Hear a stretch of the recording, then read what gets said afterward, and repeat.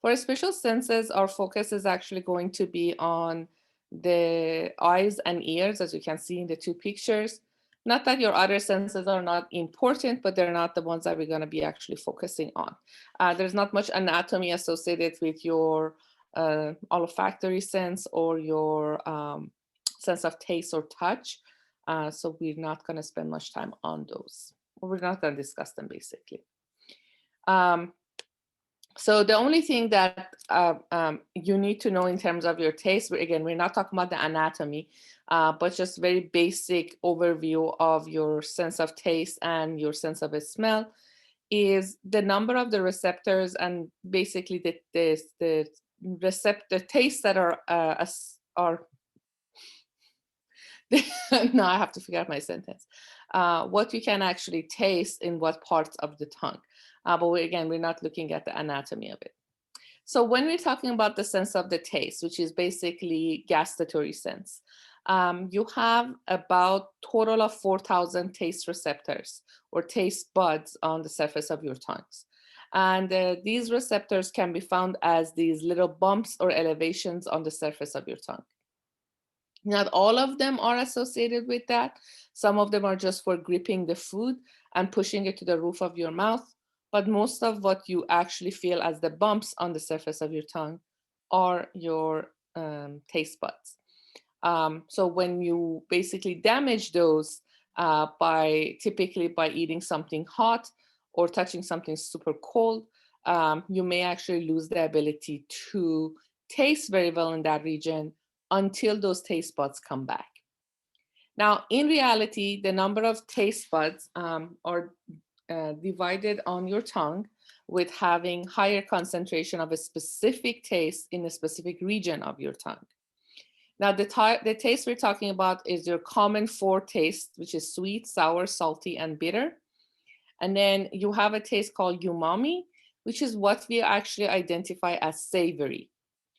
FYI, what we identify as savory is associated with MSG. A lot of you guys may have heard of this. Companies sometimes advertise that their food is free of MSG, which stands for monosodium glutamate. And that's basically what works for us making our food tasty. It's naturally found in our food, in certain food like cheese, beef, seafood, things that are really super rich in amino acids, basically protein, rich protein sources. I know, but a lot of times I ask my students, like you do a home cooked meal versus something that you buy from a fast food restaurant, and a fast food restaurant doesn't look that good, but it tastes so much more delicious than what you cook, is because basically they pack it with MSG. So that's what we consider as savory in our body. Now, the locations of these receptors, as I said, all of the taste buds are spread throughout your tongue. However, there are locations where you have these taste buds at a higher concentrations, or specific taste bud at a higher concentration. And they include your bitterness that is tasted on the back of your throat. If you have ever tasted anything bitter, you can kind of lingers in the back. Sourness is on the side of your tongue, more toward in the back. Umami is at the center of your tongue. Salty closer to the tip, and the tip of your tongue is sweet. So usually if we are doing a physiology lab, we actually would kind of put a cover on somebody's eyes and then give them different tastes and said which part of their tongue actually will taste that better. And that's how we can figure out where you will have the higher concentration. It's not, again, that you don't have, let's say, sourness on the tip of your tongue, but the number of receptors you have are significantly less. Now, when we're looking at the taste buds and the number of the taste buds that we have, as I said, you only have about 4,000 taste buds, which is, compared to the fact that you have literally billions of neurons and receptors, 4,000 is a very small number. Now, when we go and take a look at what we identify as olfactory, your sense of smell, what you're looking at in terms of receptors is 10 to 20 million receptors, which is significantly higher than those 4,000. Therefore, what we actually perceive as taste, like you say the food tastes good, is 80 to 90% associated with the smell of the food. And I always tell my students, so if you are congested, is either you have a cold or you have your sinuses are blocked, a lot of the time the food will taste very bland to you. And the main reason is, again, what we're considering as taste is associated with your sense of a smell, not your sense of taste or your taste buds. The neurons that are actually helping you create your sense of a smell are referred to as olfactory cells, and these are actually modified versions of the neurons. So if you guys remember, the neurons had the dendrites, cell body, the axons. So these are very similar to that, but they're just modified to deal with the molecules of a smell and be sensitive to molecules of a smell. So let's take a look at the picture here. So if you take a look at this, this is your nasal cavity right here. And basically these extensions that you see coming here, going through your nasal cavity, these are the modified neurons that give you your sense of a smell. So basically you smell a rose, the molecules that create the sense of a smell come up through your nose, go through your nasal cavity, and connect to the end of these receptors right here, and they trigger or activate these neurons, and that sends an electrical impulse that gives you your sense of a smell. The other really, really cool factor that we have is that your sense of a smell is directly connected to your limbic system.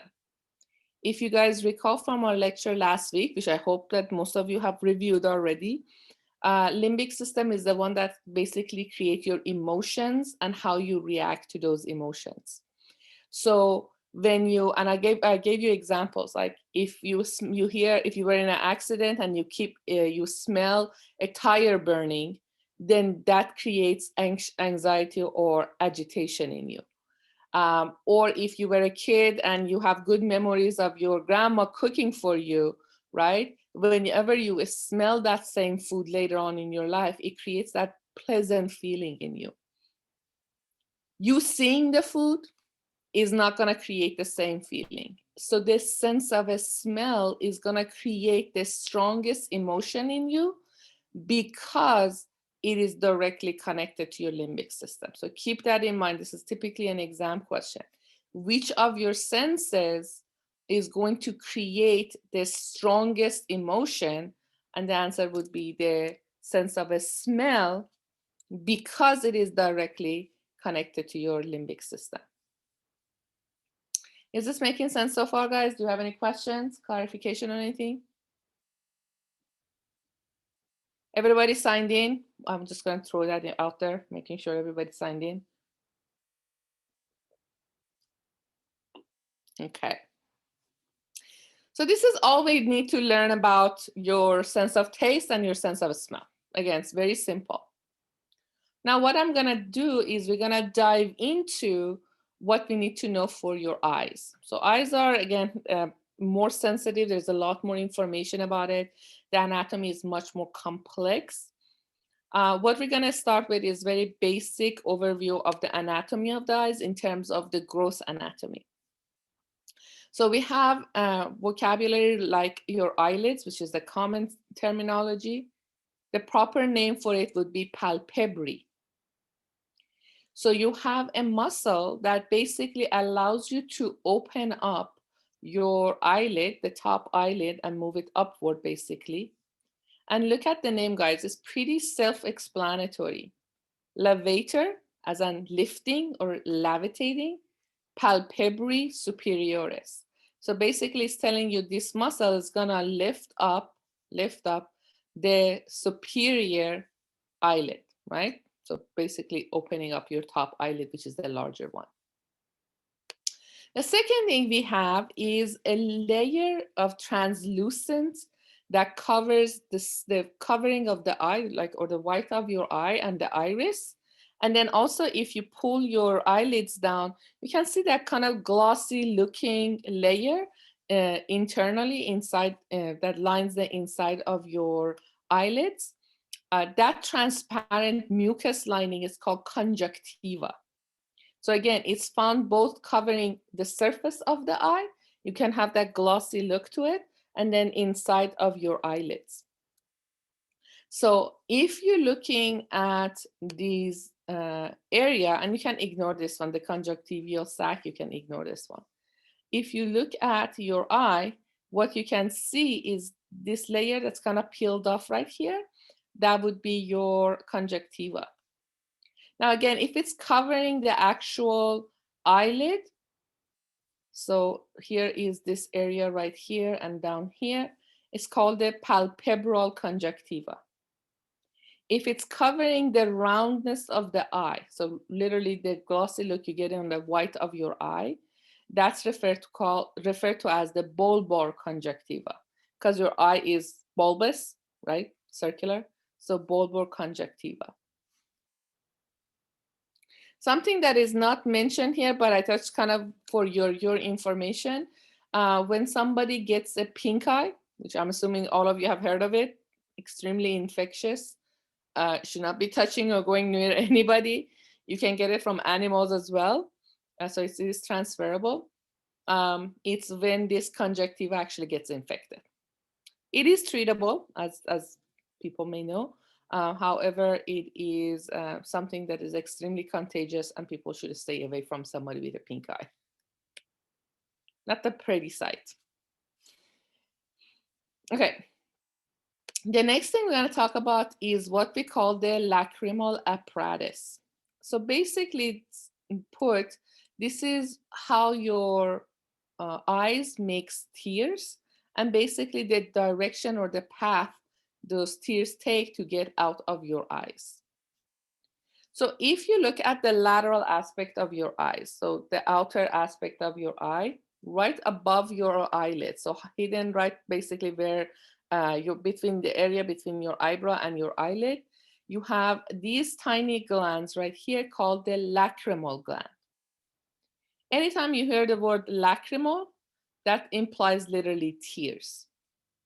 So lacrimal gland sits on the lateral aspect of the eye. It is responsible for production of tears. Now, how do they release the tears to the surface of the eye? They use these little branching that you see right here, called the excretory ducts of the lacrimal glands, or you can just simply call them excretory ducts, as in they allow the tears to be released into the surface of the eye. Now, at this point, the tears are just basically going to travel on the surface of the eye, and a lot of those tears are just going to basically leak out from the bottom of the eye. So any extra tears that are there, they're just going to leak and fall down the surface of the eye. Now remember that, guys, that you don't only produce these tears when you cry, you continuously produce these to make sure that the surface of the eye stays moist. So they work very closely with your conjunctiva to keep your eye moist. A lot of times if you have itchy eyes or your eye feels super dry is because your lacrimal gland is not producing enough tears. So keep that in mind. Now, as basically the tears travel through the surface of the eye, they get to the corner of the eye. So you're moving medially right now. And the corner of your eye, you may actually see it. There's a little red marking on the edge of your eye right there where your eye meets the nose. There, at that point, you have tiny, tiny opening called lacrimal puncta. So the lacrimal puncta basically opens up to the bone that's called the lacrimal bone. If you guys recall, there's a bone right on the side of your eye. These are lacrimal bone that has a little holes in it. And that's the hole that basically you pass the tears into the nasal cavity. So lacrimal puncta connects to these channels right here and right here. These are called the lacrimal canaliculi. This word should sound familiar from the bone lecture that we had. So basically, there are these tiny channels that collect the tear. Then it passes that to the lacrimal sac, which is the bulge you see right here, goes down the nasal lacrimal duct, and then eventually comes out of your nostrils. One thing that I always tell my students, if you want to think about this logically, a lot of times when you cry, not that everybody in this class cries, when I cry, the tears comes down from your eyes as well as you get a runny nose, right? So both of those happens at the same time. So the runny nose is basically, the main reason is because most of the tears are going to take this path to get out of your eyes and basically cause a runny nose when somebody's crying. Is this making sense so far, guys? Is there any question?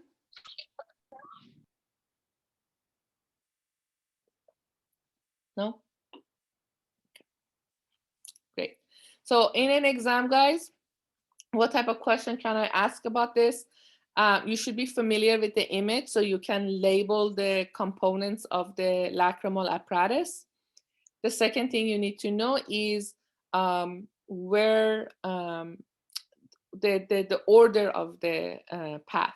So if I said, what is the structure that connects, let's say, the lacrimal gland to the surface of the eye? So those would be your excretory ducts that are right here.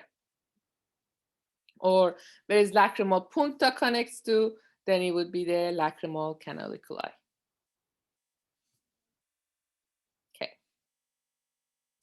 Now, when we look at the eye and the movement of the eye, something we learned last time when we were talking about central nervous system is that we have eye movement that is identified as under our control. These are voluntary movement, and they're controlled by the frontal eye field. And then we have areas that are done by your midbrain, and those are going to be the reflexes or visual reflexes. Basically, your eyes moving when you're following something in your environment or when you're reading, right? When you're reading, you don't actively move your eye just moves with in the right direction on its own. So when we're looking at voluntary movement, so basically if I want to look left, right, up or down, or sideways, right, either up or down, I use these 6 extrinsic muscles that basically move the eye in the right direction. So by looking at this, I'm just going to kind of go over this in just a minute with you guys, but I want to introduce some of the vocabulary because in an exam question, I can ask you both ways when it comes to the function of the word. So if you are looking at the chat box, make sure you guys grab that. So if you hear the word adduct, adduct means moving things inward, so move medially. If you hear abduct, it means you're moving it laterally. So adduction is basically your eye looking toward the middle or toward your nose. Abduction is your eyes moving to the side. Then the other one, you can use the word elevation or moving things superiorly. And then depression, if you hear that word, is moving things inferiorly. So I can use either asking you what direction, the muscle movement is adduction or moving things medially, or elevation, moving the eye superiorly. So make sure that those two vocabulary kind of clicks for you. So we have total of 6 muscles again that moves your eyes.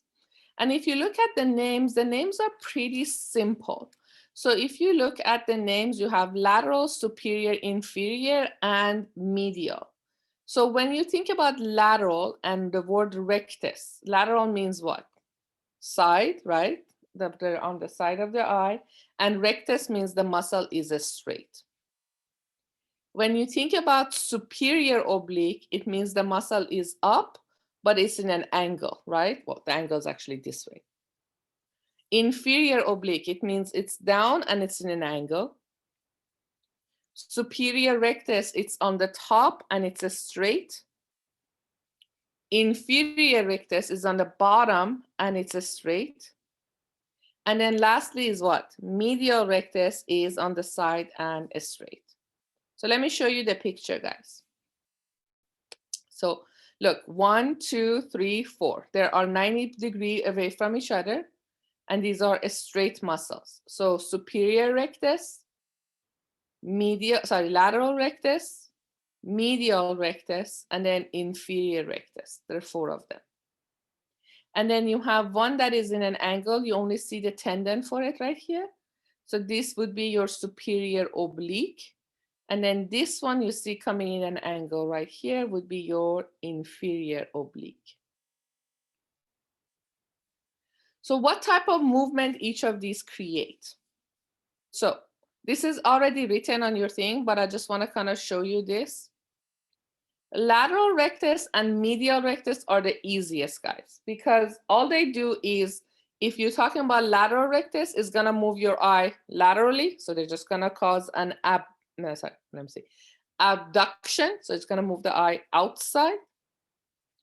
Medial rectus is going to move your eye inward, right? So it's basically moving it medially or cause adduction. If you're talking about superior rectus, the one that is on the top, superior rectus is going to move your eye up. Superior rectus, I'm going to move your eye up and in. So superior rectus is going to move your eye up and in. So see how the arrow is this way?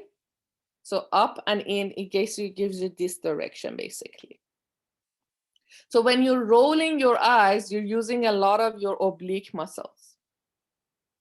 Now, when you're thinking about your inferior rectus, it's going to move your eye downward and inward. So basically, it's going to move your eye this way. So last two, which are the oblique one, I tell my students they do the opposite. So if they're oblique, their movement is opposite of their rectus muscle. So if superior rectus, I'm just going to write this down for you guys.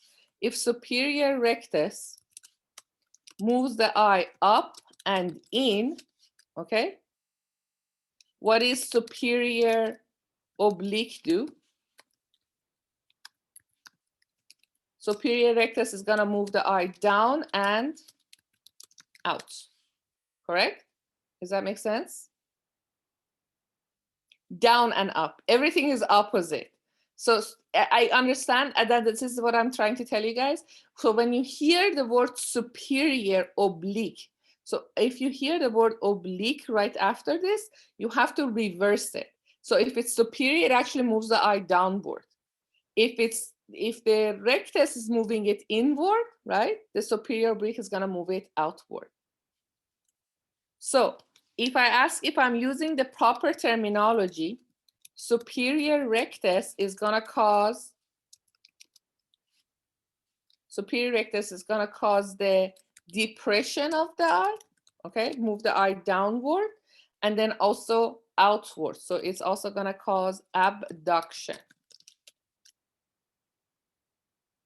So tell me, guys, what do you think the inferior oblique is going to do? What do you think the inferior oblique is going to do?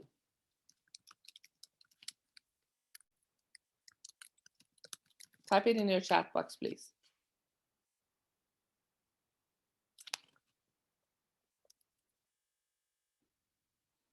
Okay, it has to be two movements, right?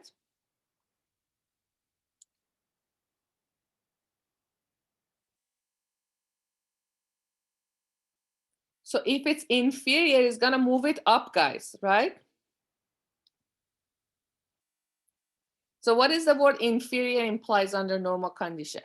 If it's inferior, normally inferior rectus is moving the eye downward and in, right? So reverse it now. So here, I'm going to write it down for you. Inferior rectus, which is the straight muscle, it does the job straight, which means it's gonna move the eye down and in. So inferior oblique is gonna do the opposite of that, which means it's gonna move the eye up and out, right?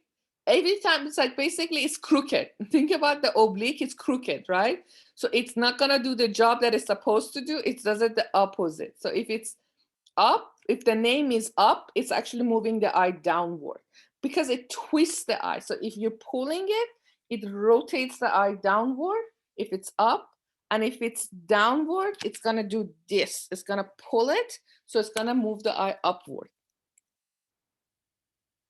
So inferior oblique, if I'm writing it with the proper terminology, inferior oblique is gonna cause elevation of the eye and what? Abduction or adduction? Abduction of the eye, right? Moving it outward. Elevation and abduction of the eye. And yes, guys, you're gonna have at least 2 questions on these muscles. So make sure you guys understand it, because I know it's a little bit difficult to understand, but when you get it, it's pretty straightforward.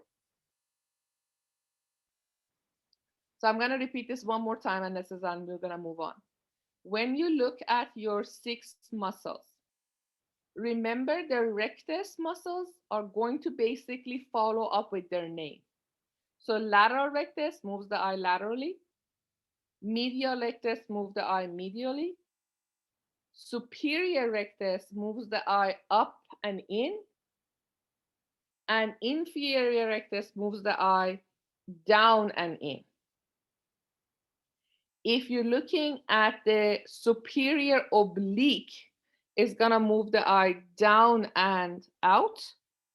And if you're looking at the inferior oblique, it's gonna move the eye up and out. So the exam questions are in a multiple choice fashion.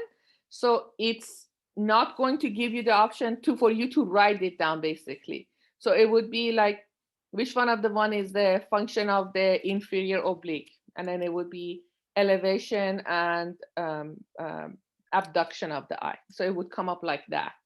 Or I would ask you, which of these muscle causes the lateral movement of the eye only? So the question would be like this. So it would be using the proper terminology. But if you understand what is up or down implies in terms of superior movement and elevation, then you're good. You're welcome. Is there any questions about this? Any clarification about this?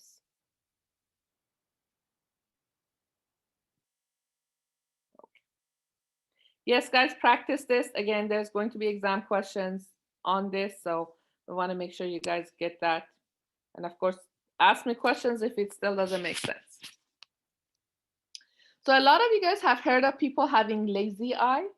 The proper terminology for that is a strabismus. And basically what this is normally when you have both of your eyes working concurrently with each other, is when this eye, for instance, let's just keep it simple. When this eye moves this way, right? When this eye moves laterally, this eye needs to move medially, right? So if this eye is moving this way, this eye needs to move the same way. But for this eye, the movement is gonna be lateral. For this eye, the movement's gonna be medial. So if you wanna look at one direction, you want both of the eyes to look on the same direction. So in a strabismus, what happens is one eye will turn medially or laterally with respect to the normal eye. So sometimes when you're looking at if somebody has a lazy eye, both of their eyes move in the right direction. And sometimes this eye moves laterally and this one also moves laterally. So they move in the opposite direction, which basically not going to give you the best image. Now, the problem with the person that having lazy eye is basically that medical condition is when these muscles that are, we just described, these 6 muscles, they're either paralyzed or they're weakened And as a result, they cannot create the right movement. In many cases, the way they can fix it, and this is usually diagnosed at a very early age, is either through surgery to basically resolve the issue with the muscle, or wearing an eye patch to strengthen the muscle in the opposite eye. So you basically want to wear the eye patch to strengthen the eye that has the weakened muscle. And that way you can make sure that the eye moves in the right direction.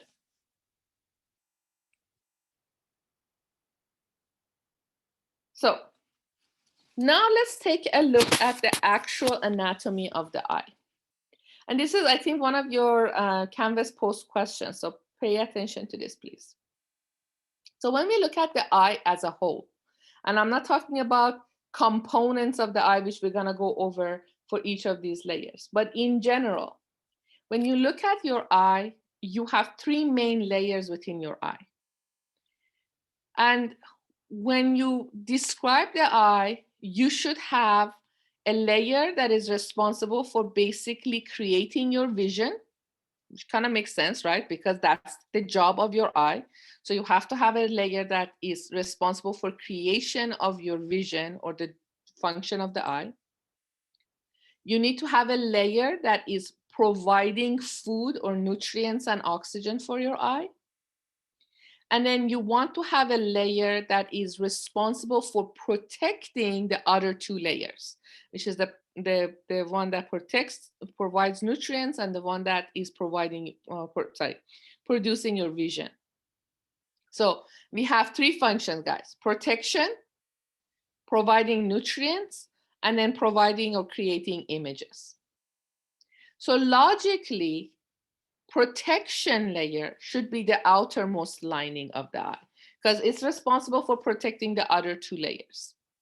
So what we identified as the fibrous tunic, which is depicted in that kind of a bluish color here, that's your fibrous tunic.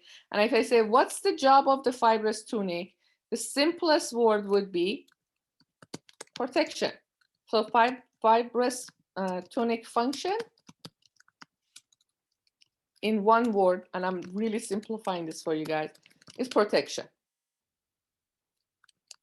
The second layer, which is the name itself, it's basically telling you what it is. It says vascular tunic. Vascular means it has a lot of blood vessels. So the job of that would be providing nutrients and oxygen for your eye. And you can see even the color, right? The color is that reddish color, which means rich in blood vessel, based on this picture. And then the third layer, which is the sensory tunic. As the name implies, sensory means it's basically associated with your senses. In this case, it's your eye, so it's creation of your vision. So when I'm asking you for the layers of the eye, guys, and this is really common mistake I see from my students, they tell me things like choroid layer, iris, sclera, cornea, pigmented layer, which are the literally subcomponents of each of these layers. But the actual three main layers of the eye in the overall scheme of the eye would be fibrous tunic, vascular, and sensory tunic. And if you guys don't recall, the word tunic simply means layer. So fibrous layer, vascular layer, and sensory layer, also known as retina, which many of you guys have heard of. Now, when we start with your fibrous tunic, which is the first layer, guys. So fibrous tunic, which is again the protective layer, has two components, a sclera and cornea. And I hope that at least you guys have heard of these words, especially if any of you guys have LASIK surgery to fix basically your vision. You probably have heard of this terminology very commonly. But if you go back to the previous image, because that's the better image, if you look at this portion, so starting from basically where your optic nerve is, which is right here, this layer where I'm drawing my my cursor on, from here to here, and then going from downward the same area, which is basically the white of your eye, that is referred to as the sclera. So the white of your eye is called the sclera. Now, as a sclera comes in front of the eye, which is coming to the color portion of the eye called the iris, it actually bulges out. So a lot of times, if I tell my students, you guys can actually take a look at it yourself. So if you stand with somebody standing, and you guys are looking at it from the lateral view, you can see the bulging of the cornea right in front of the eye. So that bulging that you see is continuation of the sclera with a few main differences. The most important difference is that a sclera is actually white of your eye, but the cornea actually goes from the white color to a transparent layer. So cornea is very clean and clear. It literally looks like glass. The reason you have this clearing of the cornea is because you need to allow the light to come into your eye and then also bend so you can hit the lens of the eye so you can create that focal point. So again, cornea is transparent because it allows for the light entry and it also allows the light to be bent. So it's kind of like the first point where the light actually is going to eventually hit your lens. It's the first way for us to manipulate the direction of the light. Couple of essential characteristics of the cornea, guys. Again, really important. First of all, it's avascular. Basically means it has no blood vessels in that section. So how does it get its nutrients and oxygen? The oxygen comes from the air. So directly, literally the air that's around you gives you the oxygen for your cornea. And the food, the nutrients, comes from the fluid that is found right here. And we'll look at this in just a few minutes as well. So this space you see right here is called the aqueous humor. And it's a fluid that basically provides food for your cornea. So I have a question for you guys. Why cornea is translucent or transparent / avascular?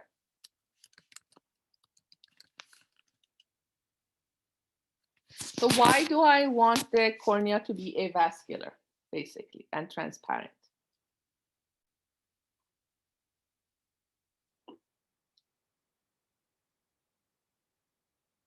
Okay, other than allowing the light to come in and bend,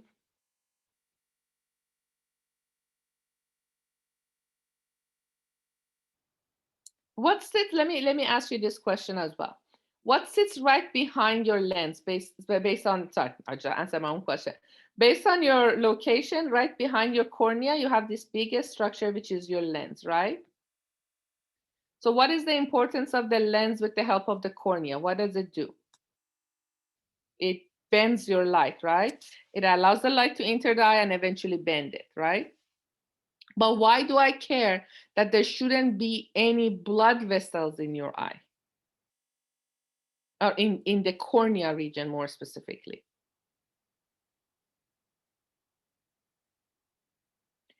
Think about it this way, guys. When something, not necessarily protection, vascular is, when you think about blood vessels and think about your sclera, if you have something that irritated your eye, what happened to your sclera, guys? In the right direction. So what happens to your sclera when your eye is irritated? What happened to the white of your eye when your eye is agitated? It turns red because you have what? You have a lot of blood vessels, right? Sorry, guys, I'm gonna move because my little one is home, so. Okay, so imagine like now you have your cornea and you have a lot of blood vessels in your eye, right? And your eye is agitated, right? What happens? Those blood vessels are gonna do what to your image? You're gonna see red, basically, simply put. Yes, you are correct. So instead of having a clean image, as soon as your eye gets irritated, you can as easily lose your beautiful image because all of those blood vessels are going to be irritated, and basically you lose your ability to see. Even under normal conditions, all you would see is these lines going through your image, which are your blood vessels. So you really don't want to have any blood vessels in the cornea because it simply affects your vision. So it's like a blockage for your image. But here's the thing, guys. If you notice, it says it is highly innervated, which means it has quite few nerves ending in there. More specifically, pain receptors. Again, it makes sense. Why do I want to have a lot of pain receptors?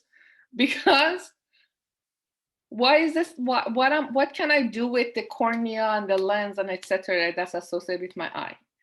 I can create my, not tears, but why is my eye important? Why is my cornea important to me? Because it's creating my vision, gives me the ability to see, right? So I want to make sure that I know that the smallest thing that can cause damage to my ability to see has been recognized and dealt with. So when you have a lot of nerve ending, the smallest irritation will be marked by your system and your body try to get rid of that. That can be dust particles, agitation, the environment changes, whatever that is. It tries to remove it as fast as it can because in the long term, it can cause significant effect to your vision. So please do keep in mind again, the reason you want it to be avascular and the reason you want it to have a highly innervated structure for your cornea. Is this making sense to everybody? Everybody on the same page with this? Awesome. And again, please type your questions if you do have something that just doesn't make sense. Okay, so we protected our eye. That's the outer layer. What's our second layer? The one that is depicted in red color in this image. That is basically your vascular layer. So again, vascular, as the name implies, is going to be very rich in blood vessels. And it's extremely important because it's going to provide the retina layer, the layer that's inside, with lots of nutrients and oxygen that basically allows your eye to survive. And we'll talk about something called retinal detachment, which basically these two layers separate, and that leads to blindness later on as we talk about this. Now, in reality, when we look at the vascular layer, guys, this layer is not red, even though it has a lot of blood vessels. It actually appears as black. And if you had the opportunity to do the eye dissection for the cow in our class, you would see that this layer is actually much darker than your typical idea of, vascular layer that's going to be red. So what do we have? What are the components? The vascular tunic has this red part, which is basically right underneath the sclera, this part that you see. That is referred to as the choroid layer. So that's the part that's going to be black, and I'll talk about it in just a second. Coming forward, so we're moving forward closer to the front of the eye, where you actually can see and bend the light. You have these muscular structures right here. So these bulges that you see right here and down here, they're called ciliary body. They're also called ciliary muscle. So you can use those interchangeably. So ciliary body is the same thing as ciliary muscles. I'm just going to type it for you. Body is the same thing as ciliary muscles, because they're actually smooth muscles, and I'll talk about that later as well. And then when you come farther in, there's a couple other structures. You have this portion right here, which is the iris, the colored portion of your eye. And then it's not labeled here, but as part of this structure, you also have these little strings, which are called suspensory ligament. And then the bulging structure you see in white, that's your lens. So some people do not include those necessarily as part of the vascular tunic, since they are not necessarily part of that layer, but they are connected to it, so we'll describe them as part of the tunic itself. So let's look at each of these structures, which is basically the choroid portion, the iris, ciliary body, lens, and the suspensory ligament. What time is it? Okay, good. So choroid layer, as I said, this is the middle layer between the fibrous and the retina. Significant amount of blood vessels because you want to provide the food and the nutrients for your retina. Now, again, here's the keyword, guys. The color is not going to be red. The color is actually going to be really almost blackish color because it contains a same color pigment that we have in our skin called melanin. Please do not write melatonin. I see that so often happening. Melanin. So melanin is basically what gives you your skin tone, right? Remember we talked about it in the integumentary system. So the more melanin that you have, the darker your skin tone is. Same concept applies in terms of the choroid layer. It's really packed with this melanin, which makes this layer really almost black color. Why do I want this? Why do I want this layer to be black?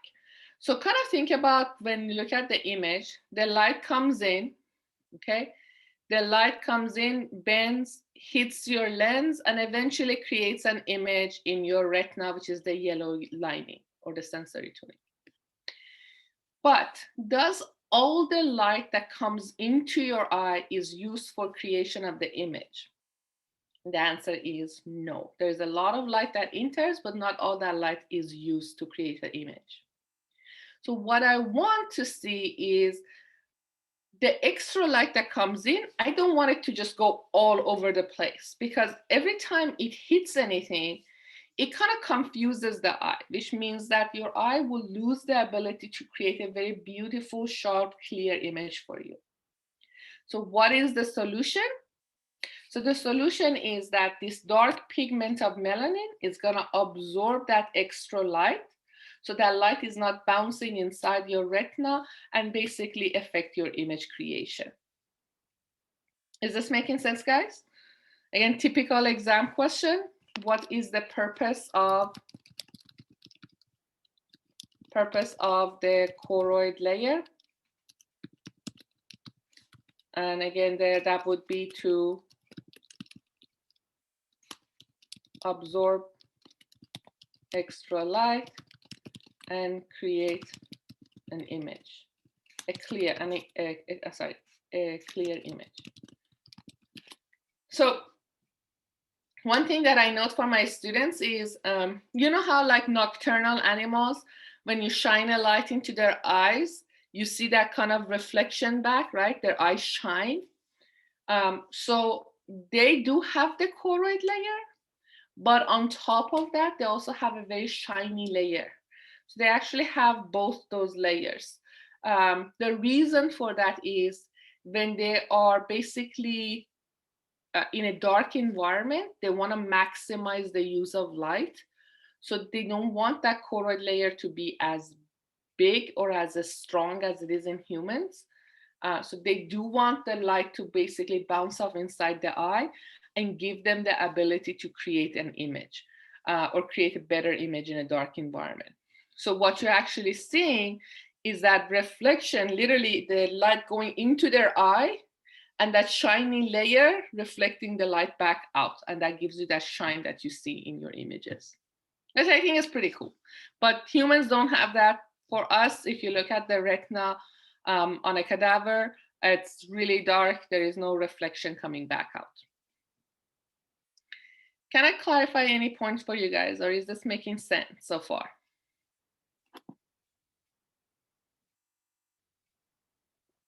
We're good? Okay. So iris. Again, iris is the part that is the color portion of the eye. Now, in your iris, you also have melanin, but you also have other color pigments.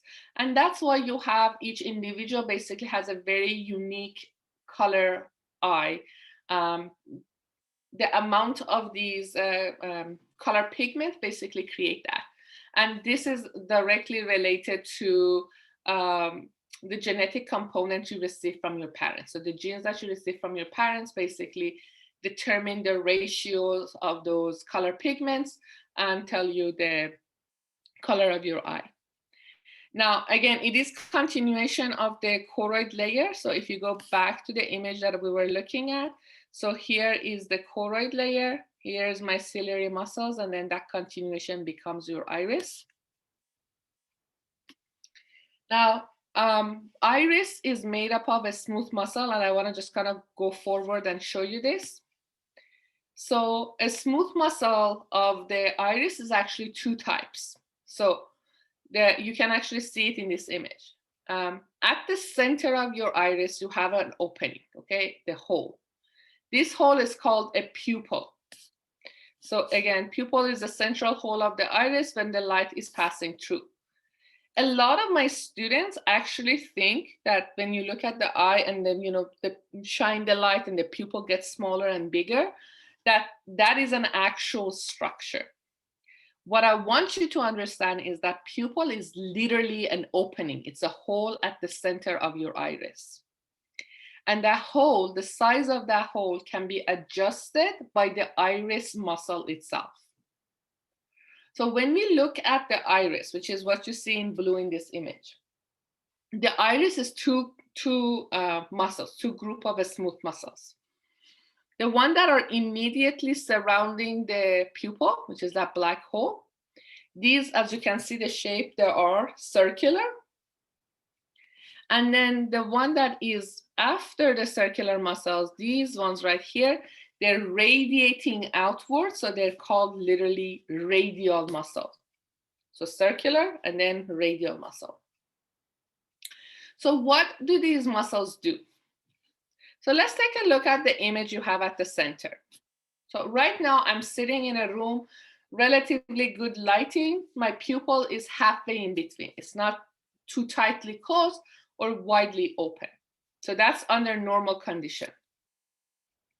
Now let's say I am going into food coma, I'm super relaxing, or if there is an environment that has a lot of light. So me walking out into the sunshine. So at that point, the circular muscles that are around my pupil kind of go like this. So they kind of like, like you're closing a knob. So pulling, turning a knob. So they create this movement, this twisting movement. And this twisting movement is gonna make your pupil size to shrink. So if the diameter of your pupil was open, using the circular muscle is gonna cause the pupil to get small. When does this happen? Then when this pupil size gets smaller, is when you relax, you're in a food coma, or when you are like walking into a very bright environment. Opposite of that, let's say you walk into a room that is super dark, or you are in a fight or flight response. So in that scenario, you want to bring in as much light into your eye to basically make sure you can create the best image possible and therefore be able to create or fight off the environment, or run away from your danger or whatever that is. So in that scenario, you want to open up your pupil to the maximum size. And for that, I'm going to use the second type of muscle, which are my radial muscle. And the radial muscle is literally going to open up the pupil to the maximum size. So, a lot of times when a person is, you're looking at a patient and, they've been in some sort of trauma, one of the first things the medic or the doctor does is they use their light pen and shine light into the eye, right? So if there is brain damage, basically, you are not going to be able to constrict the pupil when the light is going to hit it. So basically the pupils are going to be non-reactive, right? So you should, if there is no brain damage, you should be able to see a change in the pupil size if you are shining a light into the eye. As soon as you shine the light, the pupil needs to shrink and then return back to normal within a certain amount of time. There are even scenarios where half of the brain is damaged. So one eye is shrinking, the other one will not change. So that means that part of the brain is damaged. So that's kind of also interesting. So please again note that when I ask you when does the circular muscle of the iris are engaged, your answer should be during the parasympathetic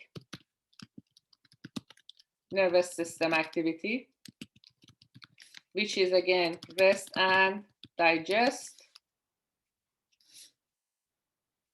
or basically when you are in a food coma,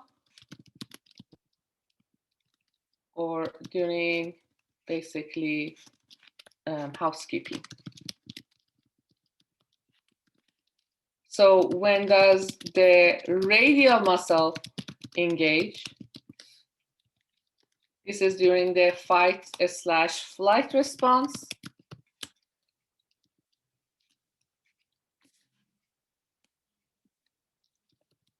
Which is also known as the sympathetic branch of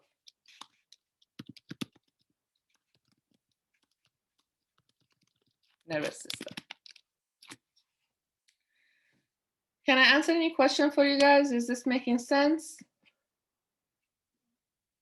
Any clarification on anything?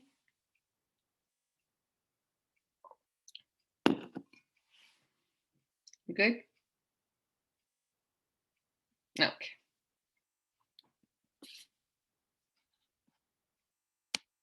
Okay, so next, we're talking about the ciliary body. And I said again, if you guys go back to the notes that I made, ciliary body is also known as ciliary muscles, which are a category of smooth muscles. So if you recall, again, we will not have any control over these muscles. These are involuntary muscles that are important in terms of controlling actions that needs to be pretty fast and more reflexive than things that are something that I want to move my limb or want to move my arm. So these are all reflexive responses depending on the changes in your environment. So right here, what you see again as these bulges on the side, these are your ciliary body. As I mentioned, that ciliary body are connected to these little strings that you see, kind of like a spider webs almost. These are called suspensory ligament. What are they actually suspending? They're suspending your lens, which is right at the center. So if you imagine this circle being your lens, you have little strings coming up from up and down and all the way around your lens actually, and basically keep your lens in a specific position and also give it the ability to change the shape of the lens. So to give you an idea, guys, if I look at my suspensory ligaments, okay, which are holding my lens. So imagine my finger, and between my fingers would be the lens itself. If these suspensory ligaments are taut, what they're gonna do is they're gonna take the ends of the lens and they're gonna pull the lens, right? So your lens becomes thin, okay? If these ligaments are more loose, so they're not pulling on the lens, then the lens would be more bulging and thick. So when you're looking at the suspensory ligaments with the working of the ciliary body, so basically ciliary body or muscles with the work of the suspensory ligament, they work together to change the shape of your lens and basically allow you to focus on an image. Okay? Now, here's the thing. Why do I want to change the shape of my lens? Why do I need the suspensory ligaments and why do I need the ciliary muscles to be able to change the shape of the lens? That concept comes from the word visual accommodation, guys. So when you think about the word visual accommodation, it's basically, I want to change something to give the ability to see, regardless of if I'm looking at something really close to my eyes or really far away from me. So basically, we're accommodating the creation of your image. So when something is near my face, guys, okay, so like you're holding your phone, you're reading something that's close to you. For that, what do I need? I need with the help of my ciliary muscles, right? I'm going to relax my suspensory ligament, right? The little strings. And if the little strings are suspended, then my lens is gonna be bulging or rounded. So it's gonna be thick. And that's gonna give me the ability to focus on something that's really close to my face. So when you're looking at, this is again, exam question, guys. How do I accommodate for seeing something close to my face? And again, the answer would be, you are going to, with the help of the ciliary muscle, relax your suspensory ligament, which causes your lens to be more round and focus on objects near you. Reverse this process for something that's far away from you. With the help of the ciliary body or ciliary muscles, I'm going to take my suspensory ligaments and make them taut, make them really tight. So what they're going to do is they're going to pull my lens on either end, and my lens is going to be super thin. Okay? So that super thin lens basically allows me to focus on objects that are far away from me. So light is basically coming in parallel to my eyes, and I need the lens to be small. If you ever taken physics and looked at the biconcave lenses, these concepts will make a lot more sense. We're not getting into the details for those. All I want you guys to understand is, what is the condition of the suspensory ligament? How does that affect the shape of the lens? And what does that mean in terms of looking and focusing on things near me versus things that are far away from me? I'll tell you something, because I think it affects us a lot nowadays, considering how effectively we use our phones. So it happens a lot to me that I'm looking at my screen, my phone screen, and then I look up and everything around me is blurry, right? I don't know if you guys experience that. So what's happening is basically, when I'm looking at my phone, I'm doing a visual accommodation for close objects. So my lens is very round. That moment that I lift up my head and I look at something that is far away from me, what I ask my eyes to do is basically make a very quick adjustment from accommodating from close objects to far objects. And it takes a while for my eye to make this adjustment.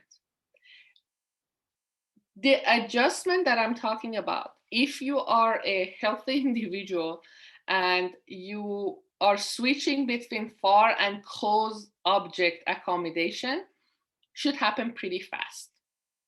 But if you're looking for on your screen for like 20-30 minutes straight and you haven't looked up, and then all of a sudden you look up, you basically have held your eyes in one position for a long period of time. So it's kind of like your eyes is just stuck in that position. So it takes a while for your eye to adjust. So you have to kind of blink a few times. It takes a few seconds for those eye adjustment to happen. Now, the more you do this, guys, the more you look at your screens and don't look up to make that adjustment, the lazier your eye become in going from close to far visual accommodation. So that's why they tell you guys, especially when you're talking about to your kids, to not give them a lot of a screen time, because they're going to be like this, right? So their eyes are just going to kind of get used to close object accommodation, and they're not going to be very effectively switching between the two. Same thing for yourself. It is strongly recommended that, first of all, limiting your screen time, which is kind of logical. But also, if you're looking and you have to look at, let's say, your computer screen or looking at your phone for a long period of time, take breaks in between. So don't, for instance, look at the screen continuously at all times. Give yourself a break every 10 minutes or so. Look around you. And it's really simple, guys. All you need to do is that the way that I tell my students is when your eyes, like if a few minutes has passed, just close your eyes and then look up and then focus on the wall that is in front of you. And I'm hoping that the wall is not like 2 meters or like, 5 feet, like at least a couple of feet away from you. So that would be enough for visual accommodation to take place. Yeah, so same thing happens when you do that. So that accommodation still takes place. Yes, correct, Jessica. So it's really important for you guys to do that, because when your eyes kind of fall into the closed visual accommodation, it's hard to get that back for that adjustment to take place. So you don't want to cause that change to take place. And again, as you get older, that already happened on its own. The visual accommodation will not take place as easily. So you don't want to kind of accelerate that process. Here is in an image that I'm talking about. So look at the shape of your lens. So lens is thinner versus more bulging. So if it's thin, you're focusing on distant object, versus when it's bulging, you're focusing on near objects. Okay, so I'm gonna just talk about these three and then we'll take a break, guys. You all have heard of this probably, you just didn't know the proper terminology. So we call these like people who wear glasses, they either identify as nearsightedness or farsightedness, or they have a medical condition called astigmatism. So myopia, which is basically nearsightedness, is these individuals, instead of having their eye being that perfect round shape, they have a more oval shape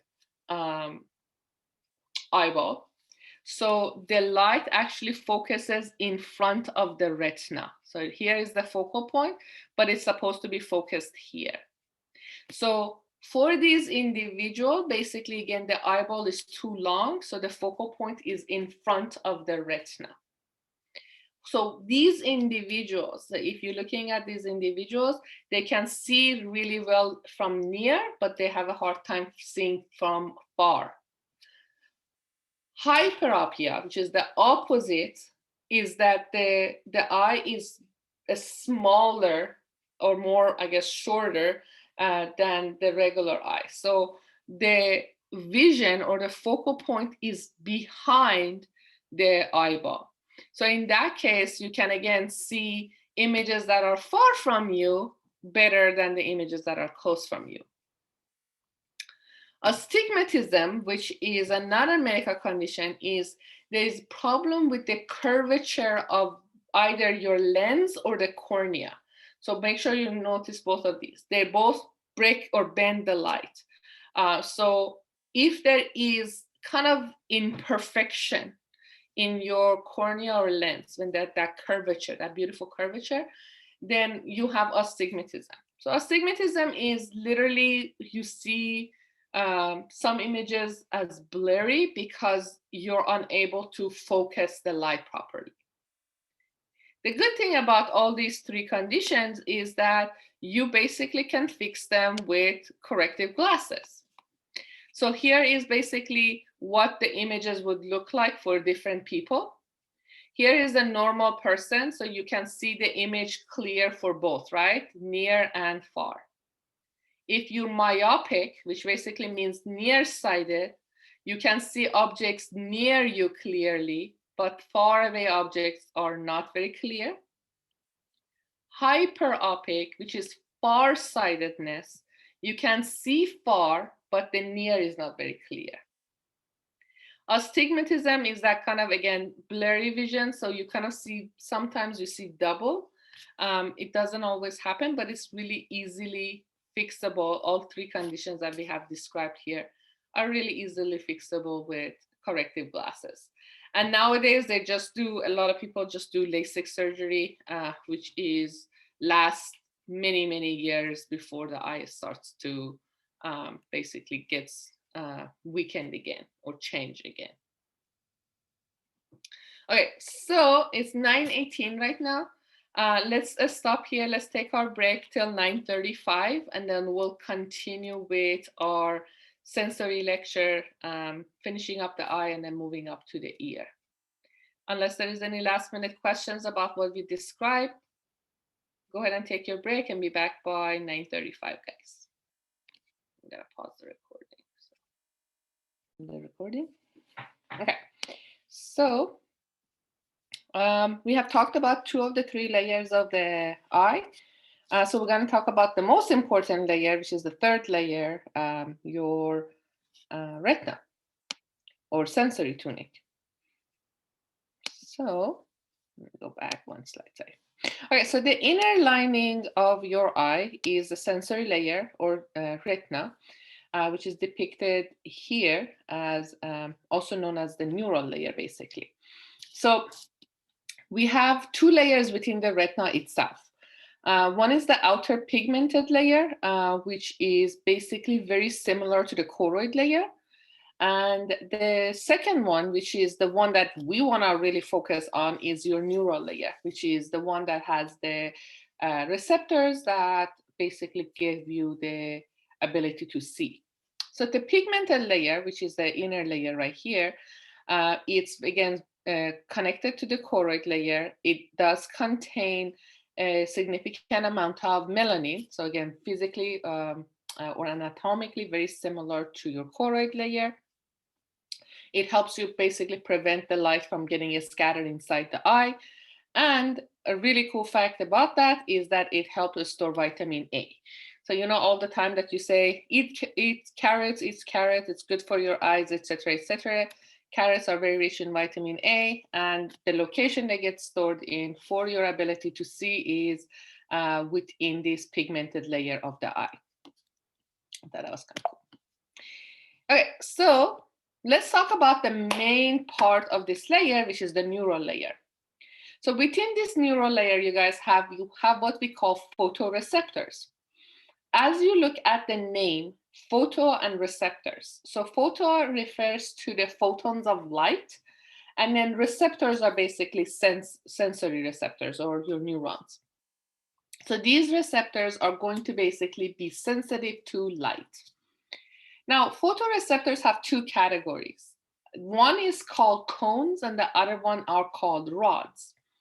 So the difference between them is when do they get activated and then what color image, what type of image do they create. So I always tell my students to think about this when you walk into a room that is relatively dark or dim, versus if you turn on the switch of the light in that room and then you basically have a light source creating a bright environment for you. So when you look at the image in a dim light versus a bright light, you actually see a significant difference on the type of image your eye creates. So when you are in a dim light, or I should say in a dim environment, you really don't see a lot of colors and you don't see a lot of details. So you kind of see the outlines of the objects that are in the room, and the color is mostly absent, and you see like shades of gray. Now, as soon as that source of light gets present in your environment, then the images become sharp and clear. So your environment becomes very clear. And you also start to see a lot of colors, shades of the color, instead of just grayish shades. So when you have a bright environment, then you are actually relying heavily on your cones to create a high quality image, like visual acuity, what we call visual acuity. And this is, again, requires a significant amount of light, but it's going to give you a very clear, sharp, colorful image. Now, when you are in a dim room or dim environment, your image are going to be created by the photoreceptors we call rods. Now, rods are going to give you less detail, but just simply the ability to see in a lower light environment. The other component that differentiate cones from rods is their light sensitivity. So when you look at the rods that are going to be active in a dim light are highly sensitive to light. What does that mean? It means that if you give it very little light, they're gonna be super active. They're gonna get excited and gonna create an image. Cones, on the other hand, are least sensitive to light. What that means is they need a lot of light coming into them to get activated. So you need to basically provide a lot of resources for them to get activated. The other thing that you do need to note for your cones is that they actually have light sensitivity to three main colors, which are your three main or primary colors: blue, red, and green. So if you see any other color, it's literally the combination of these three colors together that gives you what we call secondary colors. Now, let's take a look at these photoreceptors in a little bit more detail. So again, rods are going to give you the visual images in a dim light. They also create your peripheral image. So again, if you're looking at basically anything that's in front of you, you have the visual acuity right in front of you. As you move farther away to your lateral view or peripheral vision, you still see a lot of light. However, the image is not as sharp and as sharp and bright as you will see in front of you. So as you move away from the frontal view, basically peripheral view, would be more rods and less cones. Again, these rods do not create a sharp image. They do not have a lot of color associated with them. They are very sensitive to light, so they get activated very rapidly. And they're definitely, in number-wise, they're much higher than the cones that actually create your beautiful, colorful image. Cones, everything is basically opposite. So cones work best on a bright light. They are considered high resolution or high acuity. There are three types, and they are going to be less numerous compared to your rods. So if you look at the images right here in the photoreceptors that are depicted in purple and yellow, the purple one, which are more numerous, are your representation of the rods, and the little yellow ones that you see are representation of your cones. Is this making sense so far, guys? Any question about this? Clarification or anything?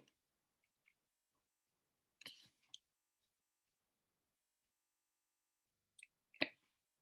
Here is another way again to kind of compare those. Same information right here: low acuity versus high acuity, high sensitivity versus low sensitivity, no color image versus a color image, more frequent than less numerous or less frequent, creation of peripheral image versus the central image that is right in front of you. So there is no reason for you guys not to be able to distinguish rods versus cones. Now I want to go back to this image right here. So we have, if you notice right here, you have your photoreceptors within your neural layer.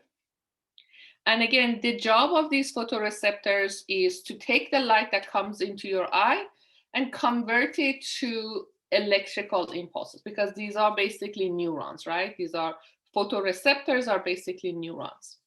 So as far as how that transition takes place, that's a really complicated process that we're not even going to touch upon. That's a physiological concept. But at the photoreceptors, which are your rods and cones, you are basically at the stage where you take the light that comes into your eye and you convert it to electrical impulses that can be processed by your brain. Now, photoreceptors, your rods and cones, are not going to do the actual transfer of the information to your brain. They're actually going to pass them to other categories of neurons. So if you take a look at here, you have your photoreceptors. They create the electrical impulse and they pass it to this layer that you see in red, which are the second layer of cells called bipolar cells. So here, these cells that are depicted in red are your bipolar cells, and they're listed here. So Photoreceptors pass the signal to your bipolar receptors, so from cones and rods.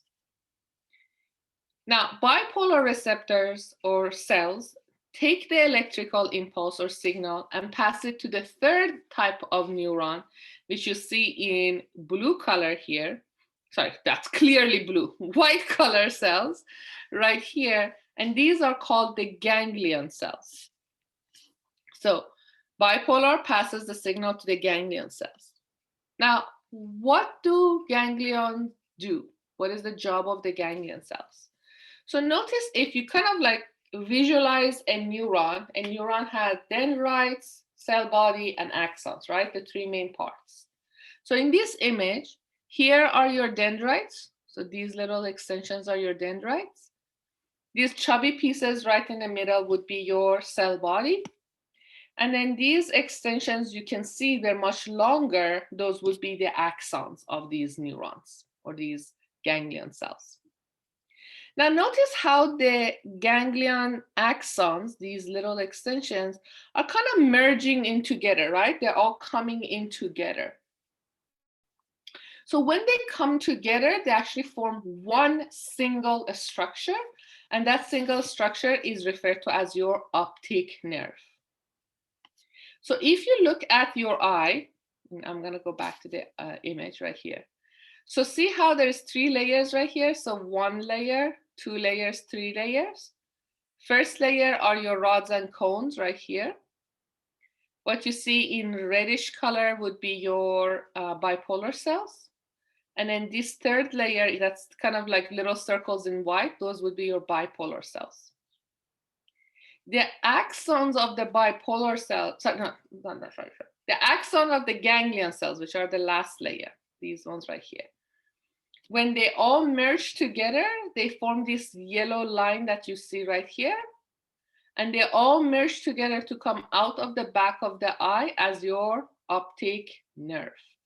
So that's the optic nerve that basically pokes out of the back of the eye, goes through the optic canal, and eventually end up in the occipital lobe. So if you're looking at the path of, and I'll come back to this in just a second. If you're looking at the path of light through your, for creation of your vision, what we start again is your photoreceptors. And you can put it in parentheses, rods and cones. They pass the signal to bipolar cells. They pass it to the ganglion cells. Axons of the ganglion cells become your optic nerve, that extension that comes out of the back of the eye. Now, remember the whole concept of contralateral? So contralateral was left is controlling the right and right controls the left. So the optic nerve that's coming from the right eye is going to cross over to the left part. And the optic nerve from your left eye is going to cross to the right side. So you're going to form that crossing over, that X basically. So that center point where the crossing takes place is called the optic chiasm or optic chiasma. So you may see the both words, optic chiasm or optic chiasma. Let me just spell that for you guys. Optic chiasm or optic, sorry, it's auto-correcting it. Optic chiasma. So either one basically describe that again, that crossing over between the two structures. Now you continue that optic chiasma as it continues farther down to get to the occipital lobe. It becomes the optic tract. And then optic tract eventually goes to your visual cortex, which is in the occipital lobe. So it is a significant basically path that your optic nerve is going to take to reach the final destination. Typically, I ask you guys to write this down, guys. So please make sure you guys are very familiar with this. So I can say, where is, for instance, the signal from the bipolar cell gets passed to, which cells become the optic nerve, or the axon of which cells become the optic nerve, then it will be ganglion cells. Where is the crossing take place? What is the structure where the crossing takes place? optic chiasm, etc. So these questions are really common for your exam, guys. Make sure you're comfortable with that. Going back, a couple points about your retina. We have a point in your photoreceptor section, which is where your cones and rods are. And in that region, which is depicted right here, a little bit above your optic nerve, this region is really important because it only and only contains cones, the ones that are really going to give you your beautiful, sharp image. And this region is referred to as the fovea centralis. So basically, central point. That's literally what it translates to. So anytime you basically move your eye, you want that movement to take place to allow you to focus on the objects which you really want to focus on, for the light to focus in this fovea centralis.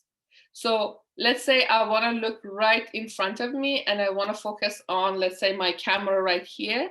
So fovea centralis is where my camera is. Let's say I want to shift my head and look on the side.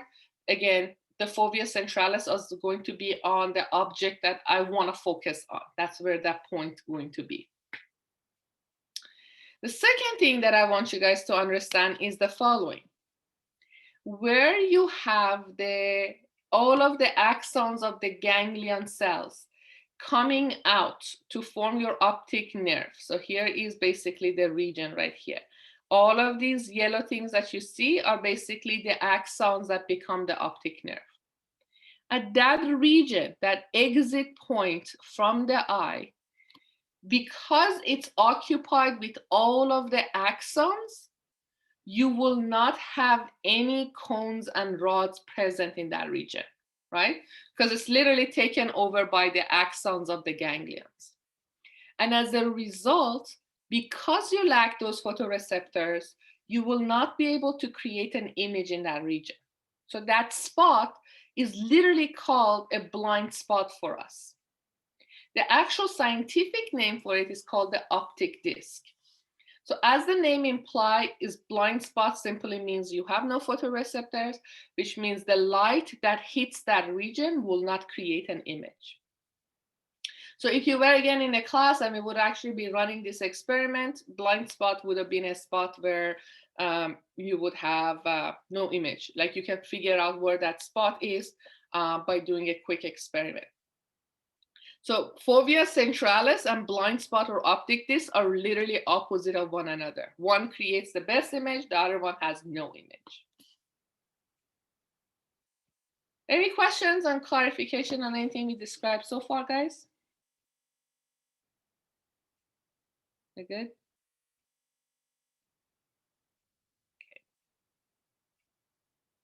So to finish up our concept of the vision and the whole photoreceptors is something I mentioned earlier, which was detached retina. So detached retina, first of all, happens when you have the neural layer getting separated from the layer that is underneath it, which is basically the layer, the vascular layer that is the second layer of the eye. So when your photoreceptor is separated from the blood supply, those photoreceptors will not receive their nutrients, will not receive their oxygen, and as a result, those photoreceptors start to die off. So your cones and rods are basically die. Now, if you lose those cones and rods over time, you lose the ability to see images. Usually what causes a detached retina is typically a very traumatic or I guess some sort of trauma. Best examples would be bungee jumping when there is a significant pressure at like a singular moment, or car accidents. Car accident may also cause detached retina. Really common ways to diagnose somebody or to figure out if they have a detached retina is they're going to see a lot of spots in their vision. So it's kind of like flashing lights in their image rather than, just a clear, beautiful, uniform image. Those are basically signaling that your neurons are dying or your photoreceptors are dying. So if you ever feel like you are seeing a lot of flashing light in your image, it is something to get checked out. Remember that if you do have a detached retina and you don't basically deal with it, as those cones and rods die off, you will not be able to replace them. So they will die off and you basically will not be able to get them back.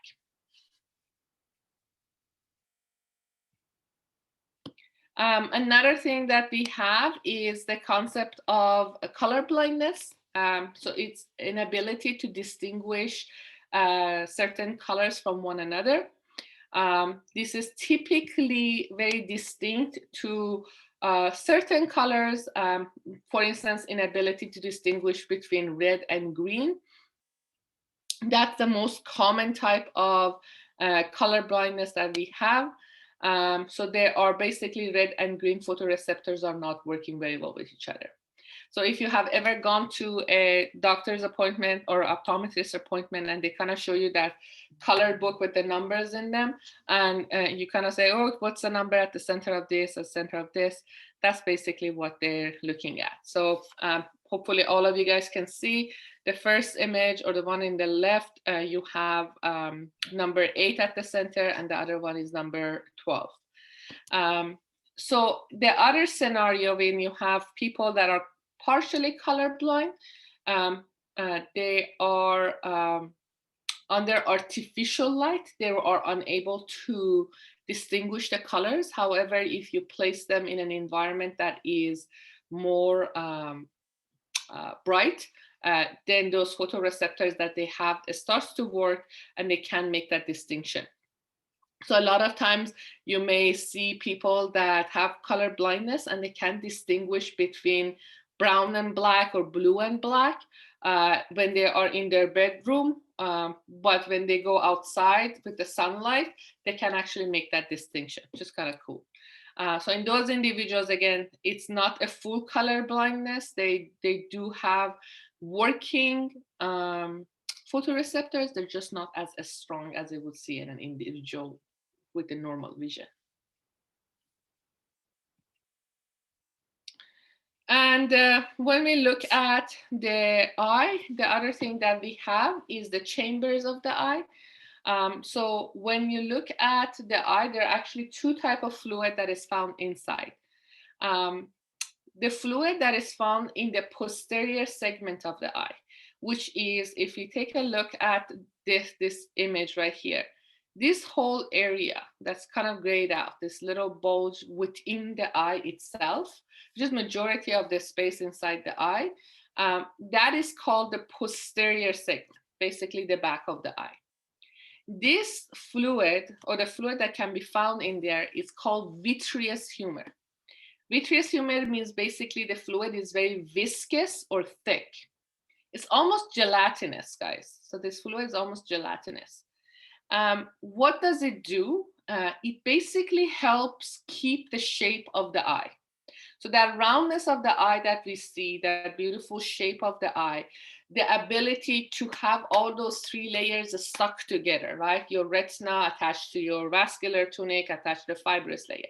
Allowing those layers to be stuck together is because of having this fluid inside our vitreous humor.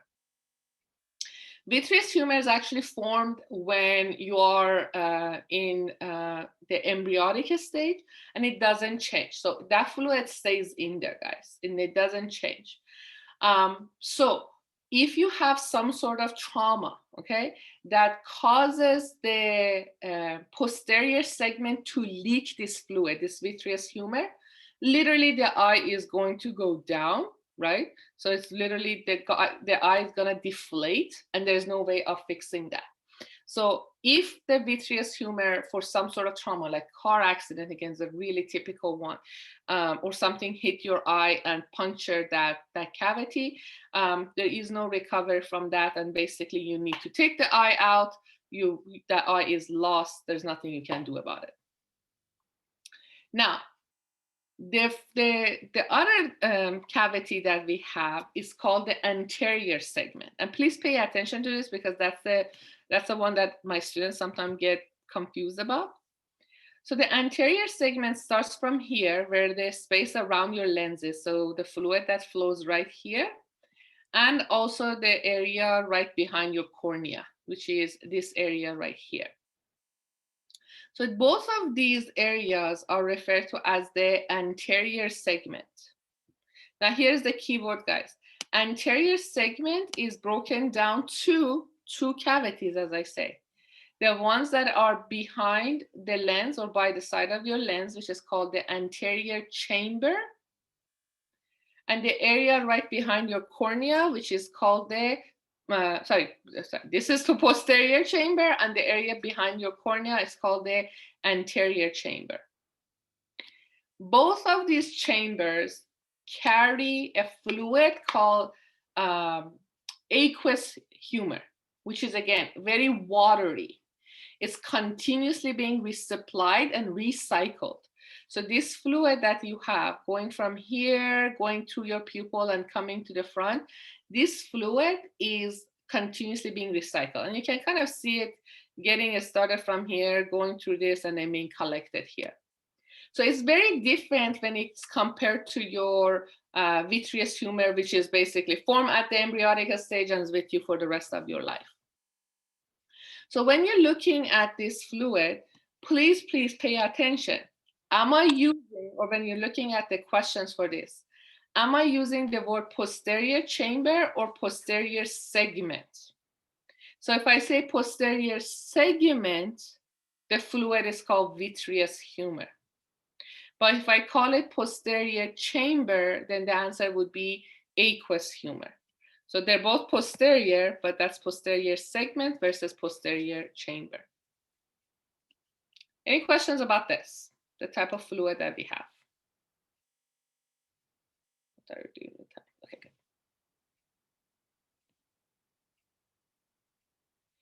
The tears have nothing to do with the anterior segment. So remember that the tears are forming from the lacrimal gland that sits laterally on top of the eye. So it has nothing to do with the eye itself. So it's not the tears are not being produced inside the eye, it's produced outside the eye.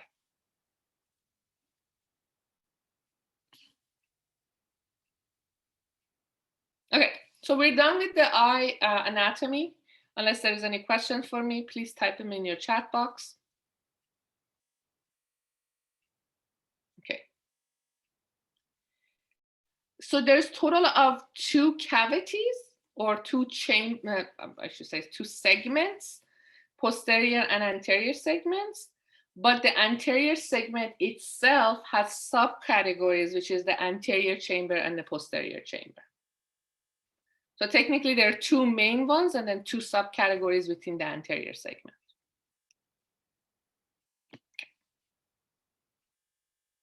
Okay, so let's move on to your ear. We're not gonna go into as much detail as we did for the eye. It's relatively simple. So we're gonna start by looking at the three parts of or division of the ear, known as the external, middle, and internal ear. And then looking at what is their general function. We're not really gonna touch upon the physiological aspect of this.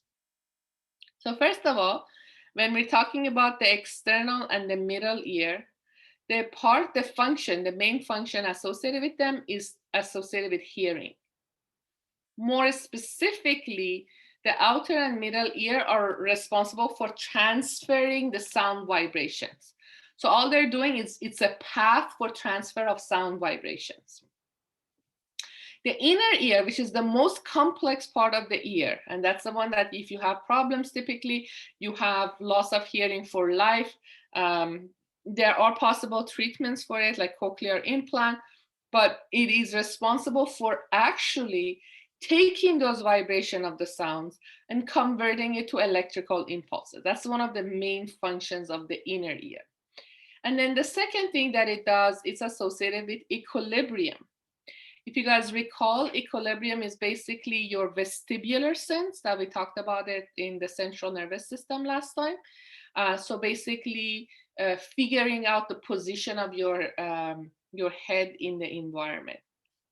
I also mentioned, if you guys recall, that if there is any problem with your inner ear, like for instance infection, a lot of time you get dizziness, right? Your head is, you basically lose the ability to figure out where your head is in a space. A lot of people call it vertigo, right? That vertigo feeling is basically problem with the inner ear. So let's take a look at the anatomy of the ear. So again, you have the external ear, which is made up of two parts. Your ear, the outer ear part, which is called the auricle or pinna. The cartilage part of this, which is called the helix. And then the little fatty tissue that you have on the bottom called the lobule. And then going inward, basically the canal that transfers the sound into the middle ear, called the external acoustic meatus, or basically your ear canal or your external auditory canal. So another name for that would be external auditory canal. So you can use, not canala, canal. You can use either names for when you're describing this structure. You have your eardrum, which is this funnel-shaped structure right here. That funnel-shaped structure is connected to the three smallest bones in your body, which forms your middle ear. And we'll talk about the names in just a minute, but just kind of introducing them. You have the first one called malleus. The second one is called incus. And the third one that kind of look like the stirrup, called the stapes. So malleus, incus, and stapes. And then the inner ear, which is kind of look like a shell of a snail in general. It looks like a snail. That is the internal ear, which actually called also an internal labyrinth, made up of three parts. Three half circles, you only see two of them in this image, but they're called semicircular canal. The midsection right here called the vestibuli, and the shell of your snail right here called the cochlea. And again, you'll see the naming as we go through the PowerPoint in just a minute. So again, the external outer ear, we have auricle, helix, and lobule. Note that in humans, when we look at our pinna, which is basically help us collect the sound waves, our ears are stable. So we basically, if we want to hear sounds better, we need to turn our head in the direction of the sound. But animals like canine animals, or many of the animals that are hunters, they have the ability to actually rotate their ears rather than rotating their heads, which gives them a better auditory acuity because they have the ability to move their ears without moving their heads. External acoustic meatus, as I said, is also called the auditory canal. A couple of notes about them. It is containing sebaceous gland, which is basically oil gland, ceruminous or ear wax gland, which basically helps provide your ear wax to trap any dust particle or insects from getting farther into your ear. And I've seen some weird videos of people getting insects and things inside their ears, and it's scary and creepy, and it sounds horrible in your ear. So I can't even imagine something crawling inside my ear. And then again, the job of this external acoustic meatus would be to transfer the vibration of the sound throughout the ear. Now, the next structure we have, which separates the external ear from the middle ear, is your tympanic membrane, better known as the eardrum, right? So eardrum is basically that separation. It is shaped like a flattened cone. So again, you can kind of see that cone shape, but it is not as kind of funnel-shaped structure. And again, it's transmitting the air vibration into what we call auditory ossicles. Auditory ossicles are basically the three bones that I mentioned, the malleus, incus, and stapes. And they're also called hammer, anvil, and a stirrup. I usually don't refer to them as these. So if I'm asking you an exam question, the names that I would be using is the primary name, Malleus, Incus, and Stapes. So please focus on those. However, if it's a written question, you can use either of those terminologies. So what is the job of these? Sorry, I'm going to backtrack. So the tympanic membrane is basically, again, takes the vibration of the sound, and these vibrations of the sounds get passed down to the three bones of the middle ear. Another structure that we see associated with the middle ear is called auditory or pharyngotympanic tube. The pharyngotympanic tube or auditory tube is the one that you see right here. So this is the one, this is the one that connects to your pharynx or your throat.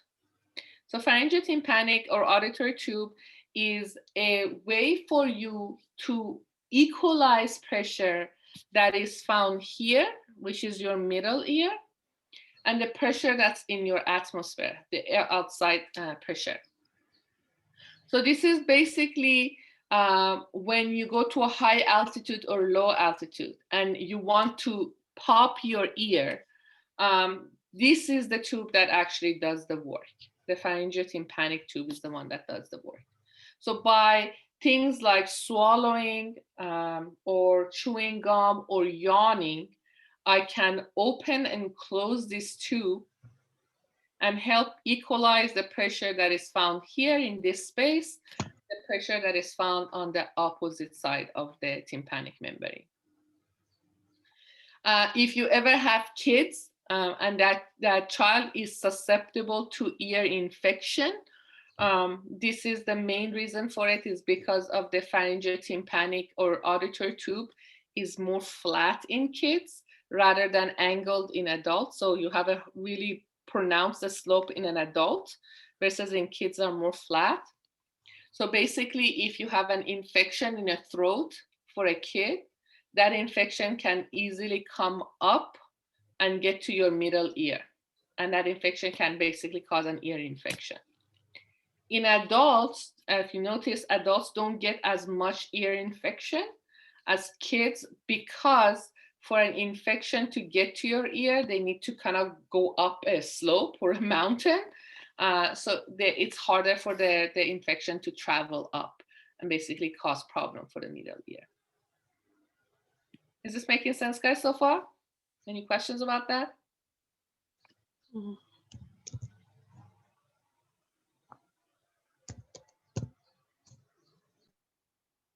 No, we're good? Okay. So another thing that we have is if you take a look at the ossicles, which are the three bones of your middle ear, there is a point of attachment for the stapes into the inner ear. So this point right here, this point of attachment you see right here, this is referred to as the oval window. So oval window, which is basically where the stapes gets connected to the inner ear. And that's a way for us to, again, pass those vibrations forward. Now, right underneath the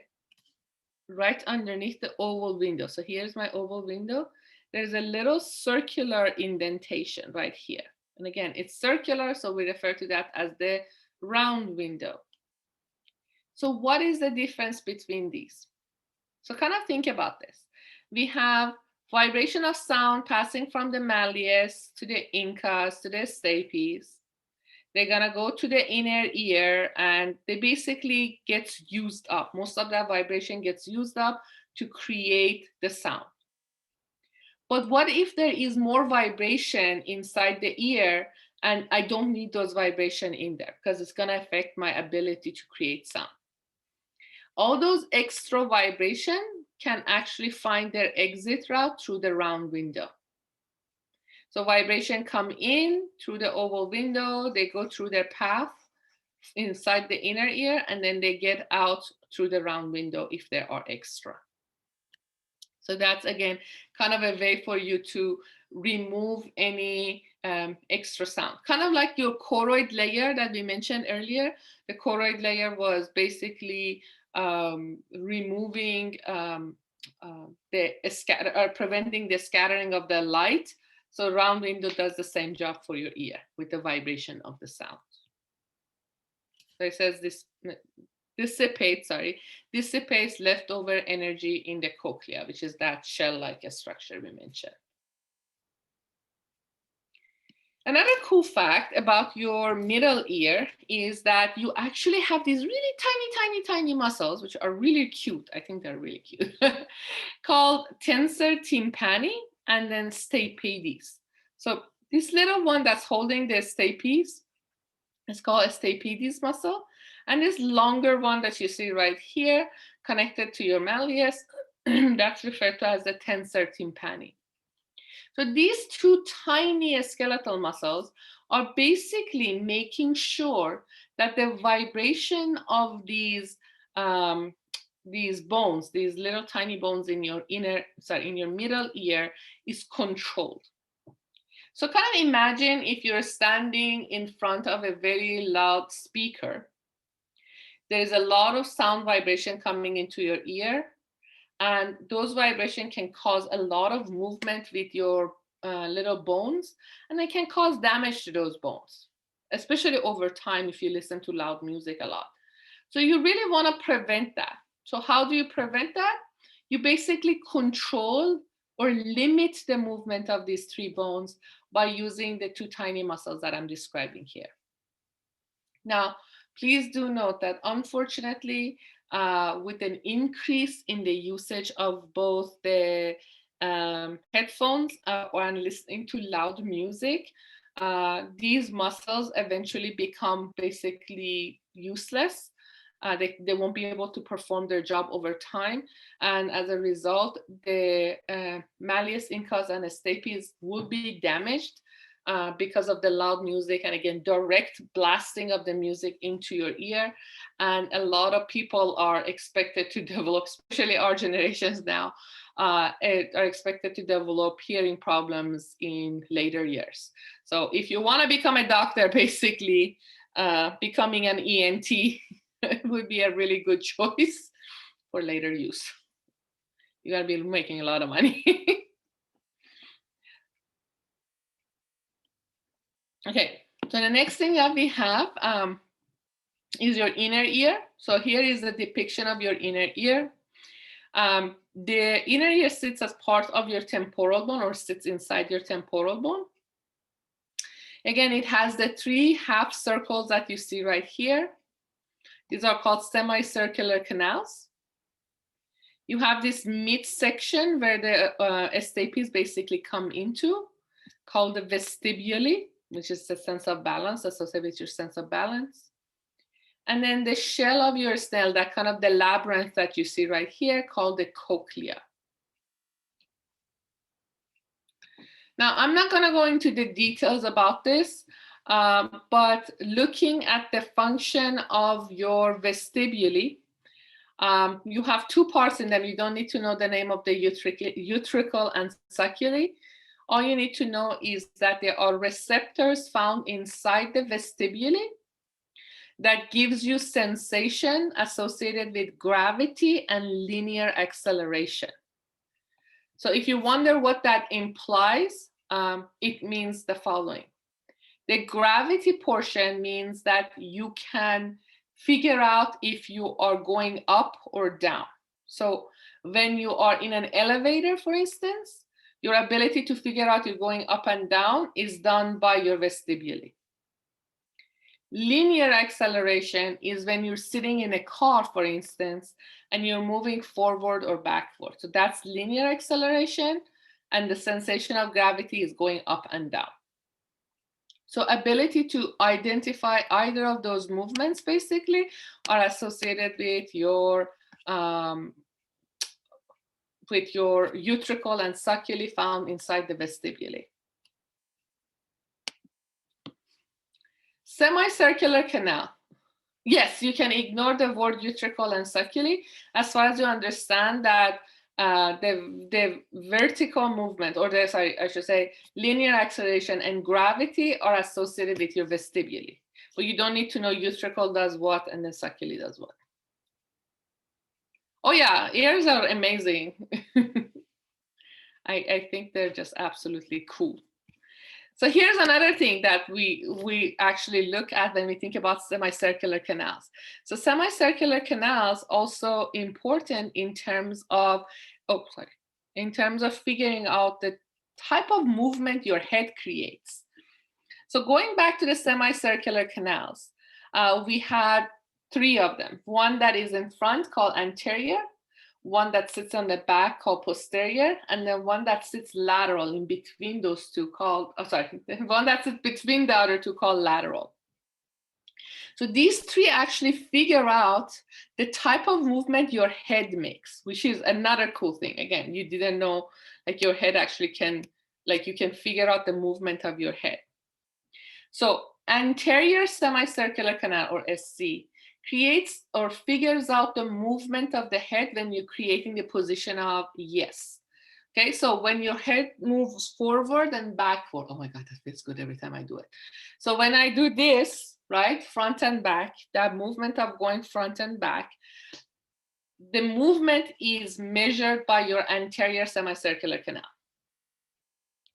When I move my head no, so side to side, right, left and right, that movement is measured or felt by your lateral semicircular canal.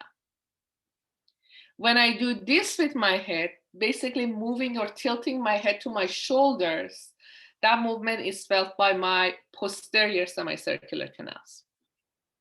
So each of these semicircular canals are about 90 degrees from each other. So kind of imagine them like this. I don't know if you see my hand. So anterior, this is the posterior, and then lateral would be coming out like this. So there are 3 positions for these. If you look at, and I'm just going to show you a picture of the semicircular canal. At the end of your semicircular canal, you have these kind of enlargements where they come into your vestibule. These enlargements are called ampulla. So 1, 2, and 3 ampullas for you right there. And again, that's all you need to know about them. You don't really need to know what they do. And you don't need to, this is a little more detail than I want you guys to know, so you can ignore the last bulletin point on this slide. So when it comes to semicircular canal, guys, this is what you need to know. Name the 3, anterior, posterior, lateral, and what type of movement they actually feel. And then the fact that they have this kind of enlargement at the end of them called the ampulla.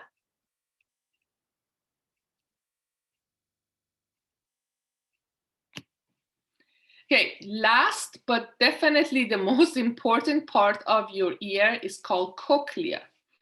So cochlea is basically the shape of your shell, the snail shell. So that kind of twisting labyrinth that we have. So if you look at this, it actually contains what we call a cochlear duct, and then 2 chambers that filled with a fluid called perilymph, called a scala vestibuli and a scala tympani. Like, what the heck does that mean? Or what does that look like, I guess I should say. So here, imagine that I have unraveled the twisting pattern of the cochlea. So I literally opened it up. So right here, you have this kind of the continuous blue line that you see, or blue structure.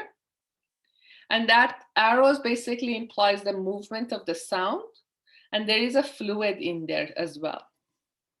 And then the midsection that you have in green, right here in the middle, that's the 3rd section we mentioned here, which is your cochlear duct.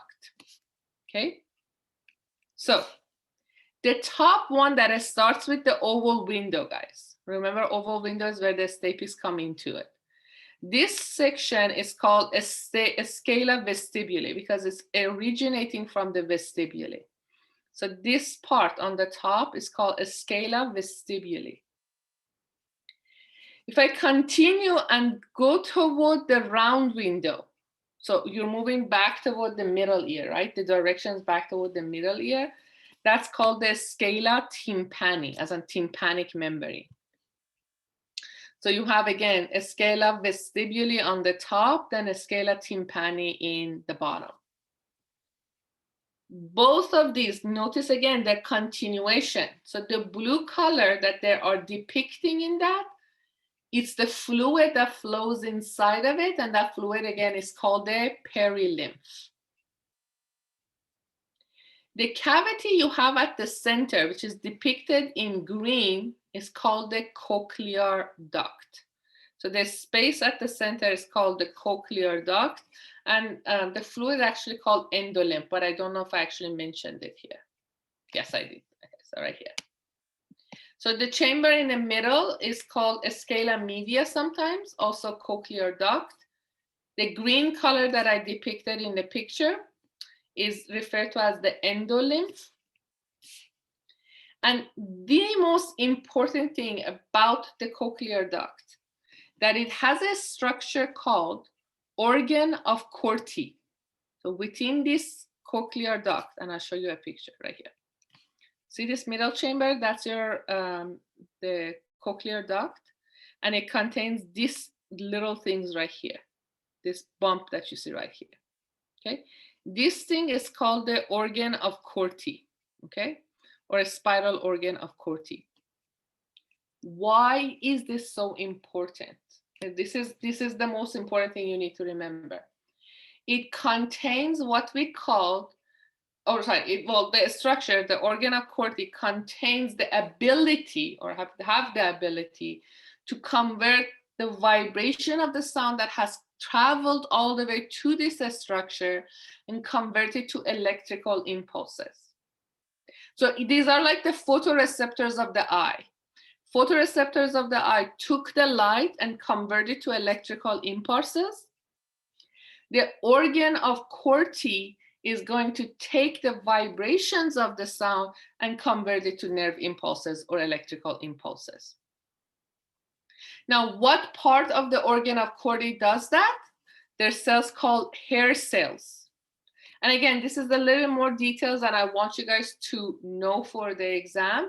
So if I ask you guys, what type of cells, and I typed this in the chat box, so what type of cell converts vibration of sounds to electrical impulses? Your answer would be hair cells. Where do hair cells reside? The answer would be your spiral organ of Corti within the, sorry, my chat box needs to move. Within the cochlear duct. Okay, so these are again common questions in the exam. How do we do this? Where is that transition takes place? What is the actual structure that does the transition? Where is that structure located? What is its name? So these are very important, guys, for you guys to know. So again, here is my 3 chambers in a cross-section cut. The top one is the scala vestibuli that had that blue fluid, perilymph. The one on the bottom is the scala tympani that goes toward the round window, also contains the perilymph. Stuck in the middle is your cochlear duct. Within the cochlear duct, you have the organ of Corti. And within that, you have the hair cells, which are right here, that converts the vibration of sounds to electrical impulses. And then lastly, those electrical impulses are going to be taken by these yellow nerve fibers you see right here. Then these are called the cochlear nerve. Anybody remember where the cochlear nerve ends at, guys? What's their final destination in the brain? What part of the brain? Anybody remember that? Where's the destination of the cochlear nerve? What part of the brain? What lobe of the cerebrum does it go to? Temporal, correct. It goes to the temporal, like really it gets hearing right here. So here is the path of the sound that we're basically describing. Sound vibration travel through the external acoustic meatus or auditory meatus, goes through your eardrum to the malleus incus stapes. It reaches your oval window. It passes through the perilimbs of the scala vestibuli, right? That top fluid that we have. It gets passed to the endolymph, which is basically where you have your hair cells. Hair cells are going to take those sound vibration and convert it to electrical impulses. And electrical impulses are going to travel through the cochlear nerve, which is cranial nerve number 8. They go first to your thalamus, which was your relay station, and then eventually end in the temporal lobe. So if I ask you again, what is the path of sound in your ear and your brain? This is the expectation I need to see, guys. Or this is the answer I expect to see.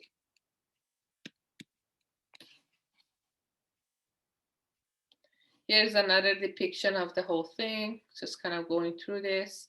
Here's your scala vestibuli, going to the perilymph, going to the endolymph, and right here is where that conversion takes place, right here.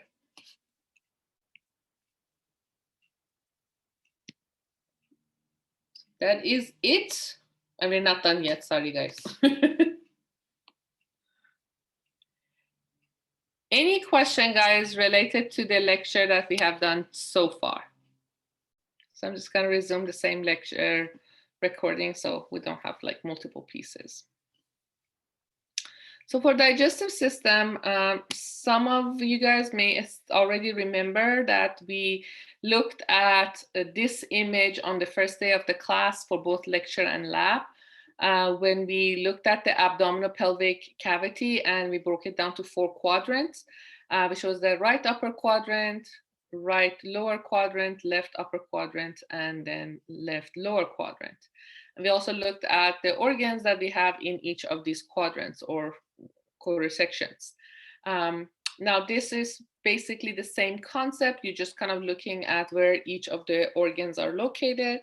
However, now we're going to go into a little more detail about each of these organs, look at the functions very briefly, and also look at the microscopic and macroscopic features of the organs. So let's go ahead and take a look at the next image. The next image is basically looking at the 9 regions of the abdominal pelvic. Again, hopefully you guys remember that. This is nothing new, so I'm not going to spend time on this. But the terminology and again, the organs that are located in each would be something that you guys do need to remember, or I guess I should say recall from the previous lectures that we have done. So please do spend some time if this looks completely unfamiliar to you guys, or to get you ready for the exam. When we look at the digestive system is basically takes over majority of the space inside the abdominal region. It starts with your mouth or oral cavity and then basically ends with the anal canal and anus. So it shows that in this picture, it shows not only the path of the food that goes through the digestive system, but also what we identify as accessory organs of the digestive system. These accessory organs, which are identified at things like teeth, your tongue, liver, gallbladder, pancreas, they're not necessary where the food passes through, so you don't have basically food passing through the liver or the gallbladder or pancreas. However, what they do is they actually contribute to the effective digestion of your food. So when you look at this image, be careful what I'm actually asking you. Am I asking you for the path of the food through the digestive system? Or am I asking you for the accessory organs where, again, there is no food passing through, however, they do contribute to effective digestive process. So if you look at this picture, well, what we have is start with the mouth. We go through the oral cavity. Oral cavity is connected to your pharynx, which again, in this case, would be two parts of the pharynx, the oropharynx and the laryngopharynx. It goes down through a muscular tube, going past through the thorax all the way through the diaphragm, the tube called the esophagus. Esophagus connects to your stomach. The stomach connects to these folds you see right at the center of the abdomen called the small intestine. And each of that has their own segmentation, by the way. And then a small intestine connects to these larger tubing you see right here, going around. That's called the large intestine. And then large intestine basically ends with the anal canal and anus, getting rid of any unwanted indigestible material that your digestive system has passed through. Now, again, as I talk about this, you will learn that the stomach itself, the small intestine and large intestine has their own segmentations, and you do need to know the segmentations when we go through the list of or the path of food through the digestive system. So let me introduce that path to you now, and then we'll go through each of the structures by themselves. So path of food through the digestive system. So if I ask you guys this question in an exam, I want you guys to list everything I have here. You cannot simply say a small intestine, for instance. You need to write the segmentation. Same thing with the large intestine. You cannot just simply say large intestine. You have to write the breakdown for it. So I'm just going to write them in order for you guys. So you guys can add your own numbering system, but it's hard for me to do the numbering. So I'm just going to write the structures. So we have mouth, your oral cavity, or mouth or your oral cavity, I guess I should say. Then you have your oropharynx. Sorry, if I'm misspelling, just fix it yourself. Laryngopharynx. Going down to esophagus, stomach, and then you have a small intestine that has three parts. It has duodenum, and I'm not making this name, and ileum. So it has three parts: duodenum, jejunum, and ileum. So you need to break down to those three parts. And then you have large intestine, which has the ascending colon, transverse colon, descending colon, sigmoid colon, and anal canal, and anus. So that's the full list I want you guys to label and identify when you are writing the answer. I do want to add that the stomach itself also has segmentation, but because when food enters the stomach, it doesn't distinguish which segments it needs to pass through, then we just write it as a stomach. But for a small intestine, you need to go through the duodenum first, and then jejunum, and then ileum. So let's go ahead and take a look at these structures in more detail. So as I said, when you look at the digestive system or digestive path, another name for it is called the alimentary canal, which starts again with your mouth, pharynx, and esophagus, then goes to small intestine, stomach, small intestine, and large intestine. You also have accessory digestive organs, and I'm going to add this to make sure everybody's on the same page. So accessory digestive organs. Food does not pass through. However, they are essential for effective digestive process. So do keep that in mind when you guys are answering the questions. And again, that includes your teeth and tongues, which is in your oral cavity. And then you have gallbladder, salivary gland, liver, and pancreas. Here is a common picture, guys. I'll give you guys in an exam in terms of identifying the parts of the digestive system, or I can give you a function and ask you which of these parts of the digestive system actually responsible for it. For instance, I can ask you guys, what is the tube that passes food from the pharynx into the stomach? And you should be able to identify esophagus. Or I can ask you guys, what is the first part of the small intestine? And you should be able to say duodenum. What's the last part of the large intestine? And you should be able to say, sigmoid colon or anal canal. So whatever the question is, then you guys basically should be able to identify it on this picture. Now, let's take a look at some of the terminology that we associate with the digestive process. So we have ingestion, which is basically you bringing food through your mouth. Then you have a word called propulsion. So if you propel something forward, basically that means you're moving the food forward, right? So propulsion is done effectively by the smooth muscle that are found inside your GI tract or gastrointestinal tract. There's two main processes. One is called swallowing, which is basically you swallow your food down through your esophagus and then further into your digestive system.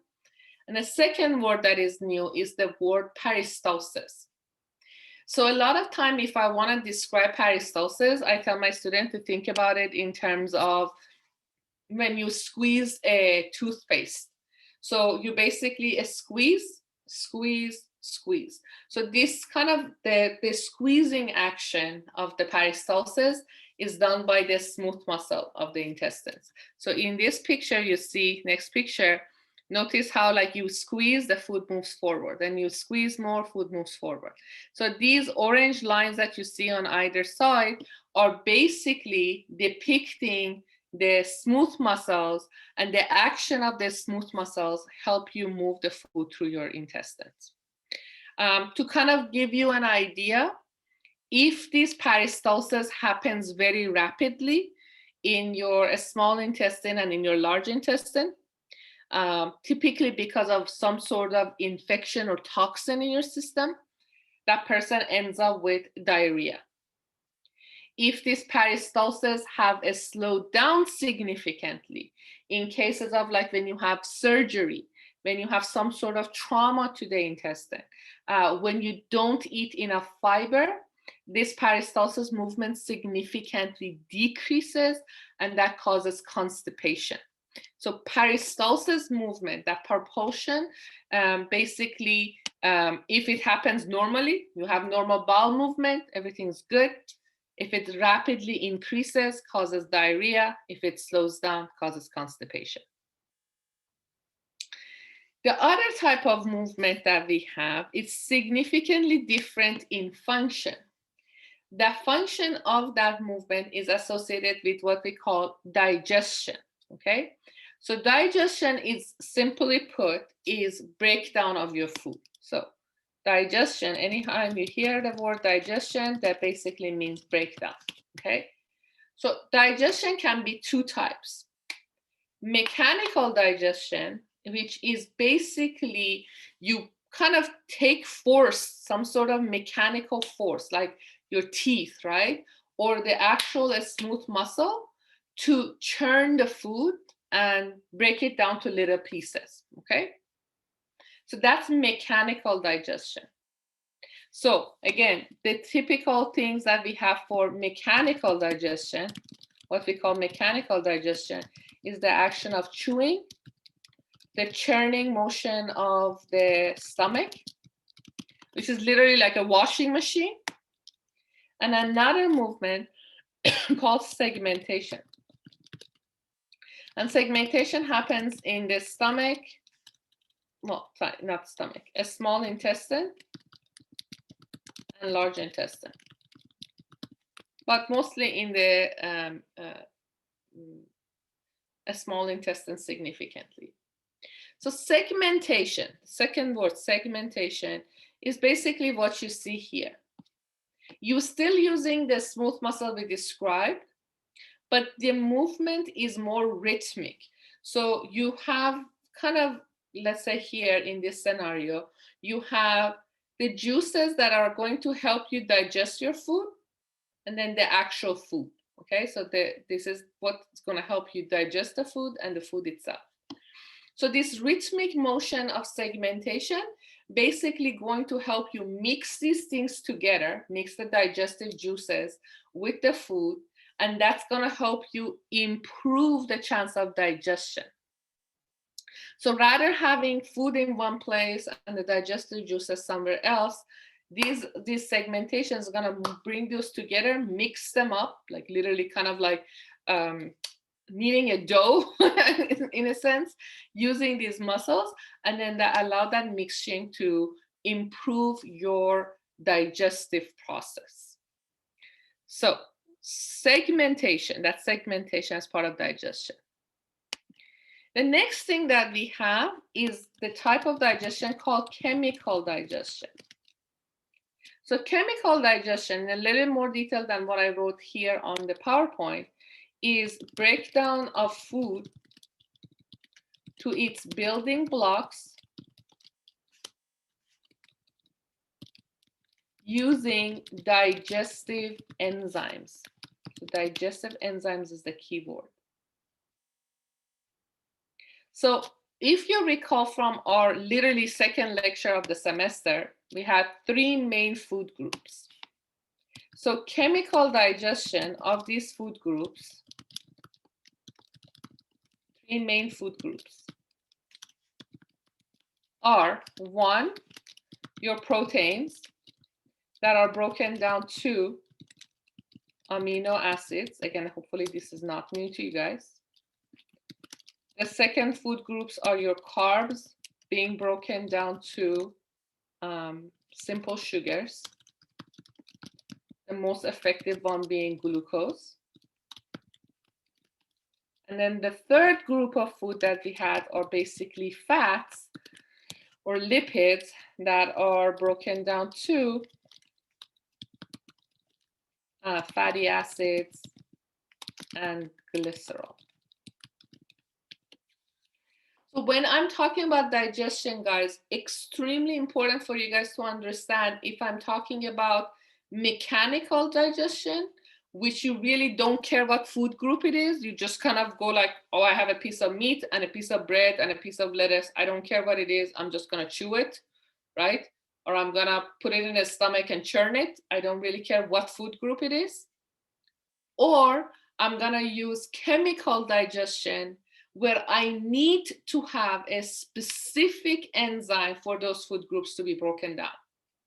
For instance, if I don't have an enzyme, an enzyme that is going to help me break down proteins, then there is no chemical breakdown of proteins. If I have no enzyme that breaks down carbohydrates or carbs, then there is no breakdown or chemical breakdown of carbs. The carbs just stay carbs. There is nothing happening to them. And you will see that as we go through the lecture, presence of the enzyme is essential for the chemical digestion of that food group.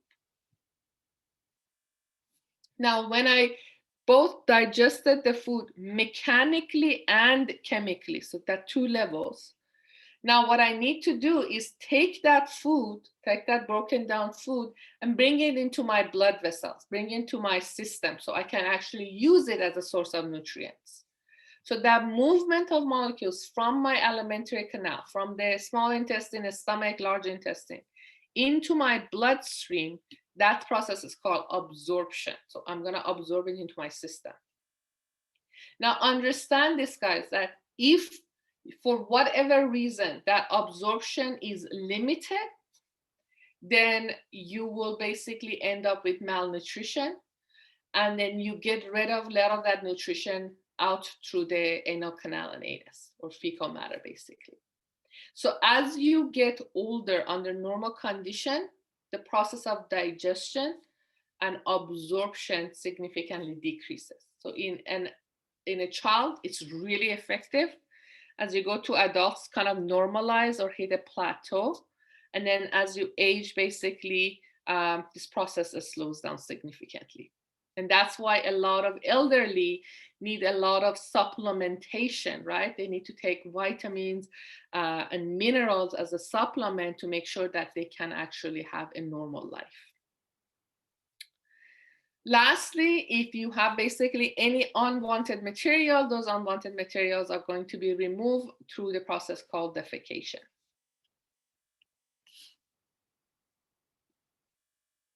Here again, same picture, movement through the peristalsis versus the segmentation process.